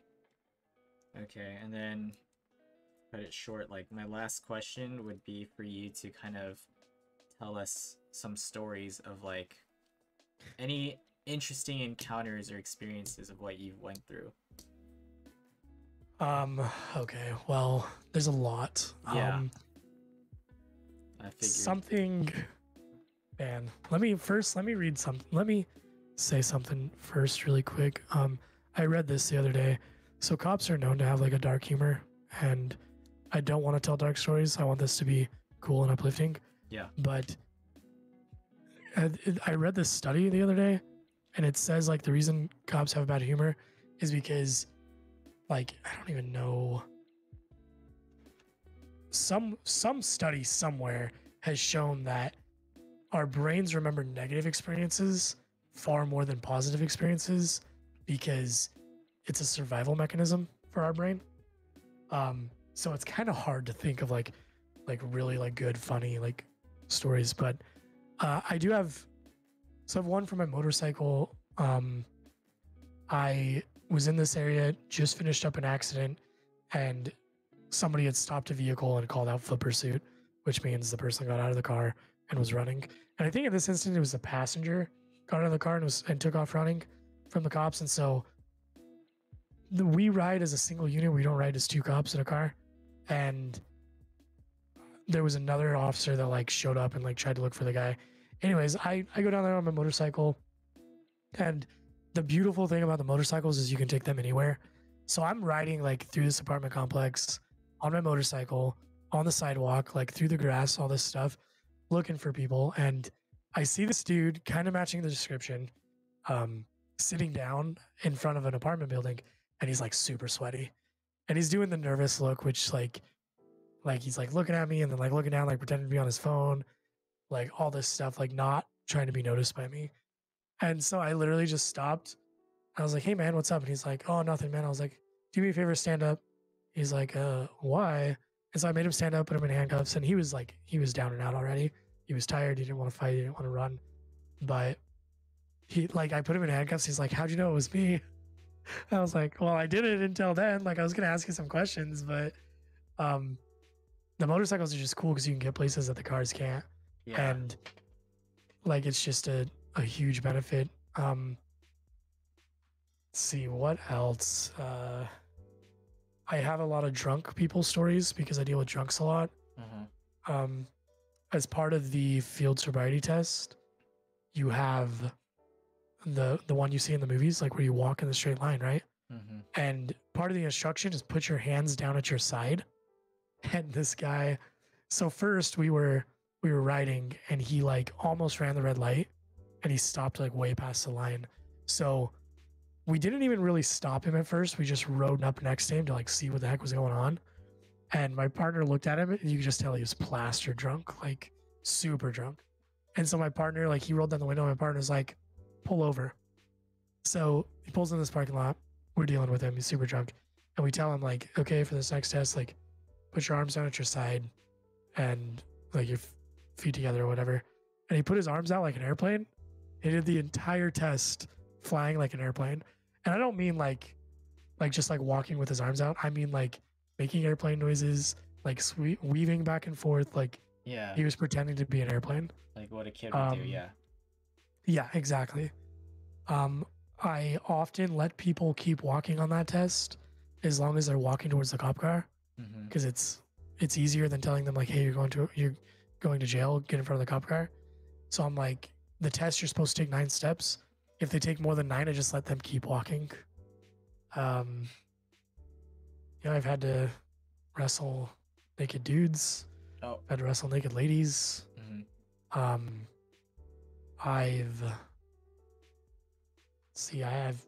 chased after people. I've pulled my gun on people. I have kind of it was intense at the time, but it's kind of a fun story. We have unmarked cars that look like normal cars. And I was taking, again, my best friend from the academy that used to live with me. He was doing a ride along with me as a traffic unit to see if he wanted to come up and maybe be on the motorcycle and stuff like that. And obviously you can't have 2 people on the motorcycle. So we jumped in one of these unmarked, normal looking cop cars. It was like a Chevy, like Malibu or something like that. And we're going to lunch and we go across this intersection and he's like, dude, that car just rear-ended that other car at that intersection. And I was like, great, dude. Like, we're trying to go to lunch. Like, are you kidding me? And I was like, well, we're right here. So instead of waiting for them to call the cops and waiting for like all of this stuff to happen, like we'll just go and see. And if they get back in their cars to leave and they don't need us, then we'll go. If they are going to call for unit, we'll just get out and do it. It'll be quick, whatever. We'll go and eat lunch. So we pull up behind them and they're both out talking. So there's 2 females in the front car, 2 males in the back car. And they're talking, they're kind of yelling, but they're not doing anything like illegal or bad. And they work it out. They're like, no, we're fine. There's no damage. Like, we don't care. So the females get in their car to leave. And the males, as they're walking back to their car, they're like, oh, you can go around. And I have my window down. And I'm like, no, man, it's okay. Like, we'll wait. And so they get back in their car and they put it in drive to go. And as they do that, the passenger throws like beer cans out the window. And I'm like, oh, here we go, dude. Like, are you kidding me? So we just hit the lights and siren and they just stop again. And they had no idea we were a cop car, by the way, no clue. So we get out and I walk up to the window and I've got my light on them. It's dark. I'm like, hey man, keep your hands like on the steering wheel where I can see them. Officer so-and-so, I stopped you for this. And he's like, what? And he's like looking around and he's very nervous and he's like moving in his seat.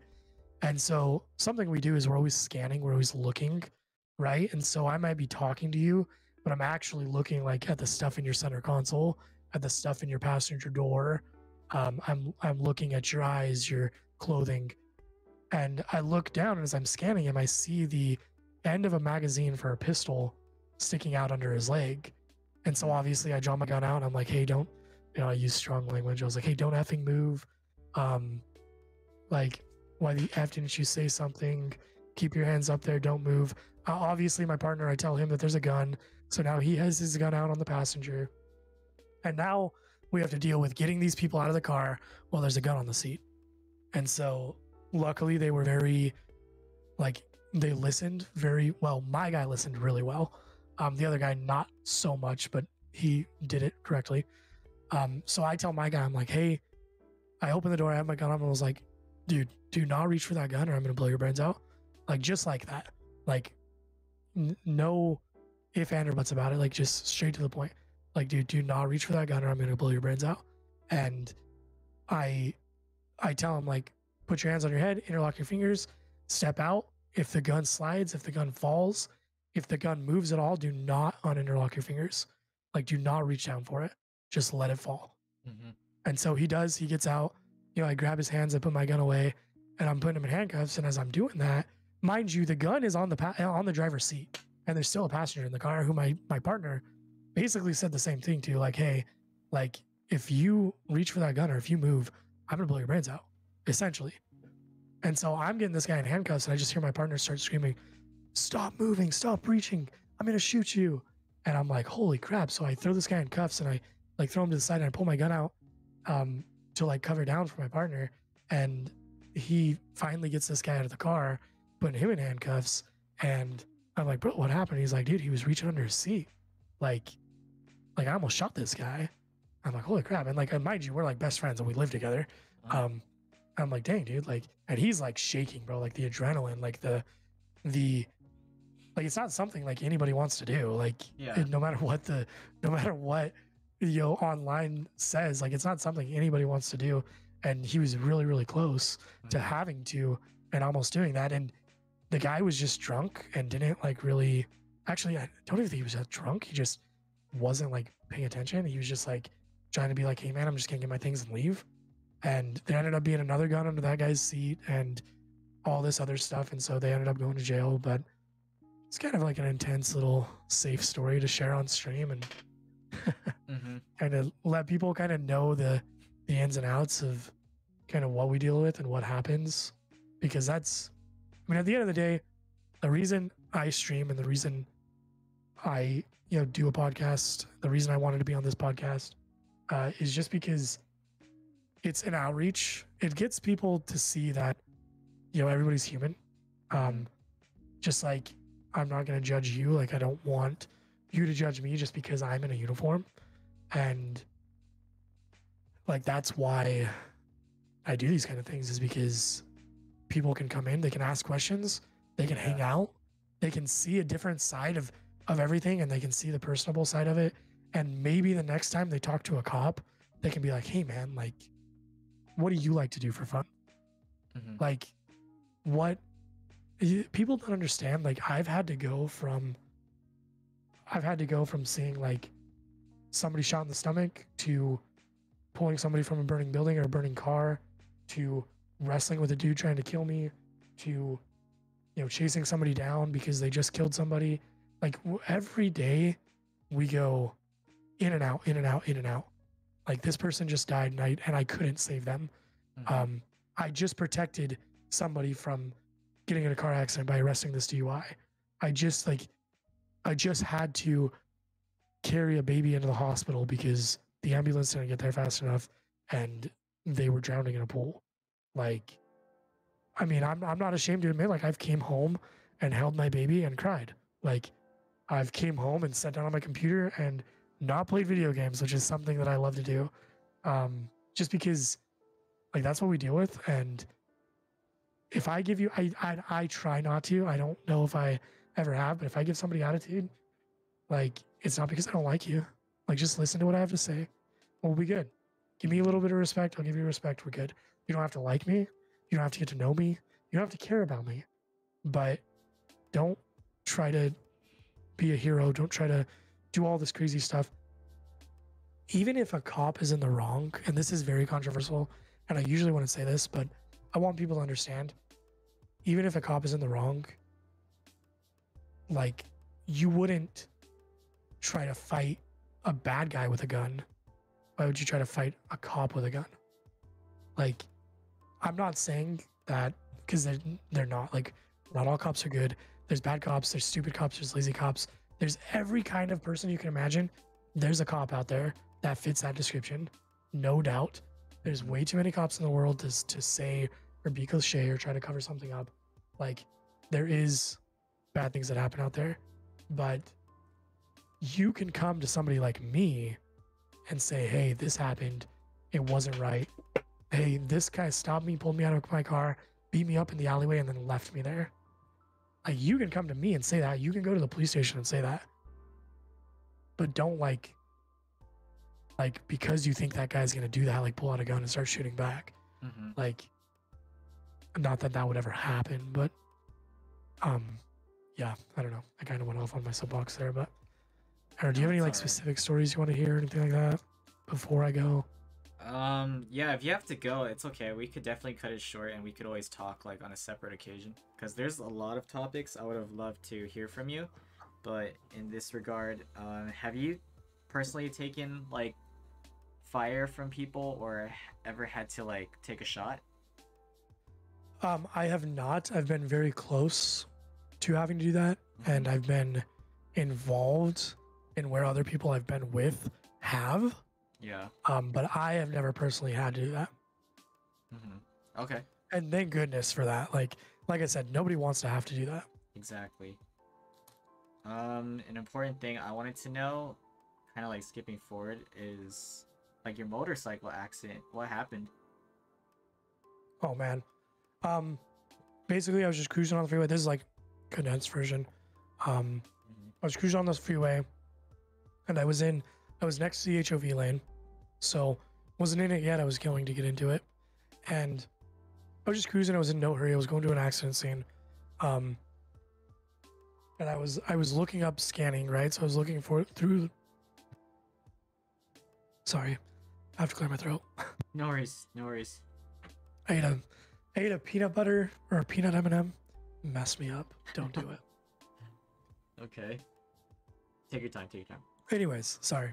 I was going to this accident scene and I was looking through the vehicle in front of me to see of traffic, right? I didn't see, obviously there's traffic, but like nothing major. I saw the merge sign that says like, hey, it's opening up. You can get in the HOV lane, which I'm gonna be honest, that doesn't apply to me. Like I can merge into the HOV as a motorcycle and as a cop anytime I want. However, Mm-hmm. not everybody knows that. And as a perception, I don't want to piss anybody off. Like I don't want the car behind me to be like, oh, look at this MFing cop. Like he can just do what he wants. Yeah. So I was like, I'm in no hurry. I'll wait. So I saw when it opened up, and so I looked from the vehicle that was in front of me. I looked at the sign, and then I looked to my left to make sure there was no traffic. And as soon as I looked behind me to my left, the dude in front of me slammed on his brakes. And so I was leaning left already because it was clear and I was gonna go that way. And luckily I was, because if not, it'd been much worse. But when my head came back around to the front, my front right of my motorcycle made contact with like the rear left like quarter panel bumper wheel area of his truck, and then it threw me. So like I don't even know how to explain it. Like it threw me left. Yeah. Like so my motorcycle hit on the right and it threw the front left down, and so the left of my motorcycle was dragging, and I flew through the air to the left, and I landed on my left shoulder, and I broke my collarbone and messed up my shoulder a little bit, and I kind of like tucked and rolled. So I landed on my left shoulder, my helmet hit the ground and I could hear the scraping, and then I rolled and I came up on one knee, and then I looked around, and then I looked down at my body to make sure I wasn't gonna die, and then I got out of the way, and then everybody stopped, and you know, it was kind of, I knew that there was like part of my self-assessment. I knew that something was wrong with my left arm. I thought it was like my shoulder was dislocated, something like that. I ended up breaking my collarbone, and then I like sprained my shoulder. I'm actually still dealing with the recovery process, and I'm not back on my motorcycle yet. Hopefully soon. But luckily I was leaning left, like I said, because if I wasn't, I probably would have went right into the back of him, which means like going either up and over into the back of his truck, or into his tailgate, or underneath the truck, because it's a truck, so I could go underneath it. I could have potentially got pinned between the truck and my motorcycle. I could have got pinned between that truck and another vehicle. Like there's so many things that could have happened. So I'm really happy that I was going left and I was thrown left, because I just landed on the roadway, and my injuries were actually very minor, believe it or not, for the speed and for the collision. I was going like 40, 45. Yeah. So I had no like road rash. I had no scratches or marks. I had no outside bruising. I had, where I broke my collarbone, it was yellow, like the skin turned yellow, and there was swelling on my shoulder, my collarbone, and that was it. Yeah. So that's literally a near-death experience. Yeah. How has it like how has it impacted you like mentally after that moment? Like, what were your immediate thoughts, and how can you reflect on that as of now? Um, Thinking about it now, like I think I handled it really well. Something that we do as cops is and this isn't a good thing. It's good for at the job. It's not good for like at home. Mhm. We always go worst case scenario. So like, what if this happened? What if this happened? What if this happens? What if this happens? So we've always like, as a motorcycle cop, I've always prepared like, okay, if I wreck, what am I gonna do? Well, if I'm knocked out, there's nothing I can do. Well, what if I'm knocked out and then I come to? Like, what am I gonna do? Okay, what if I don't get knocked out and like I'm paralyzed? What am I gonna do? Like, just everything you can think of, right? So I already had in my mind, what would I do if I wrecked? So in this case, it's exactly what I did. I wrecked as soon as I was done moving, right? So I rolled up onto my foot. So I was down on one knee is how I landed. So I'm down on one knee. My immediate thing that I always knew that I was going to do, am I okay? Am I bleeding? Because if I'm bleeding, I need to stop that bleed. I need to know how bad it is, what's bleeding, what's wrong. Do I need to apply my tourniquet? Do I need something else? What am I going to do? So that was my first thing. Like I landed on my knee. I looked around because I guess you never know. Like, did this person do it on purpose? Is he running at me with a gun right now? Like, do I need to pull out my gun and engage somebody? What do I need to do? And am I in the, because I was in the lane. So is the car in front of me going to stop? Do I need to move right now? Like those kind of things, right? So I looked around and then I looked at my body, and that's when I knew my shoulder, something was wrong with my shoulder. I wasn't bleeding. I'm good to move. I can now move because I know my next step is moving because I've played it out of my head and I'm not immediately dying. So then I move. Then the next step is I need to let everybody know, right? Like I need to let everybody know where I'm at, what happened, am I dying? Now, for cops, we have an emergency code that we say if we're in an emergency. And that's kind of where we now begin to kind of have like a decisive thinking process, because I need to be able to say, am I in an emergency or am I just hurt? So after concluding that I'm not bleeding, I'm not dying, I can get up, I can walk, I'm not having somebody run at me with a gun or a knife or whatever. I deemed that I was not in an emergency. I needed help and I needed help fast, but I did not need like the helicopter circling around looking for me. So I called out the wreck. I said, hey, I'm so-and-so, I've been in a wreck, basically. And one thing that I thought had happened is I thought the air was knocked out of me, but I was actually so tight and cringing from like the pain that it was hard to talk. I was talking like this because I was so tight, but it was a lot softer, right? So I actually had to repeat it like twice. And then at that point, it was just kind of sit and wait. So the first unit that got to me was transporting somebody to jail, and he was on the other side of the freeway. He was going northbound, I was going southbound. So he pulled over into the lanes and he was like, hey man, you good? And I was like, yeah, like shoulder's messed up. I'm not bleeding. I'm good. He's like, all right, well, I'll stay here until somebody else arrives. And then another unit arrived and blocked traffic and was like, hey, are you good? And then they started getting like all the vehicles and stuff moved. So that's the immediate process. With afterwards, like looking at it now, like I don't really have PTSD from it. I don't really I don't dream about it. I can talk about it just fine. It's something that like literally could happen to any one of us. Because again, I wasn't speeding. I wasn't weaving in and out of traffic. I wasn't riding like a douchebag. Like I was literally just cruising. How any of us do, and we were in bumper to bumper traffic. I was actually back further than I thought I was. Had I been back a little bit further, I probably would have been able to avoid it. But if I wouldn't have looked at the sign and then looked left, I would have been okay as well. So it was just bad timing, honestly. Yeah. Okay, for sure.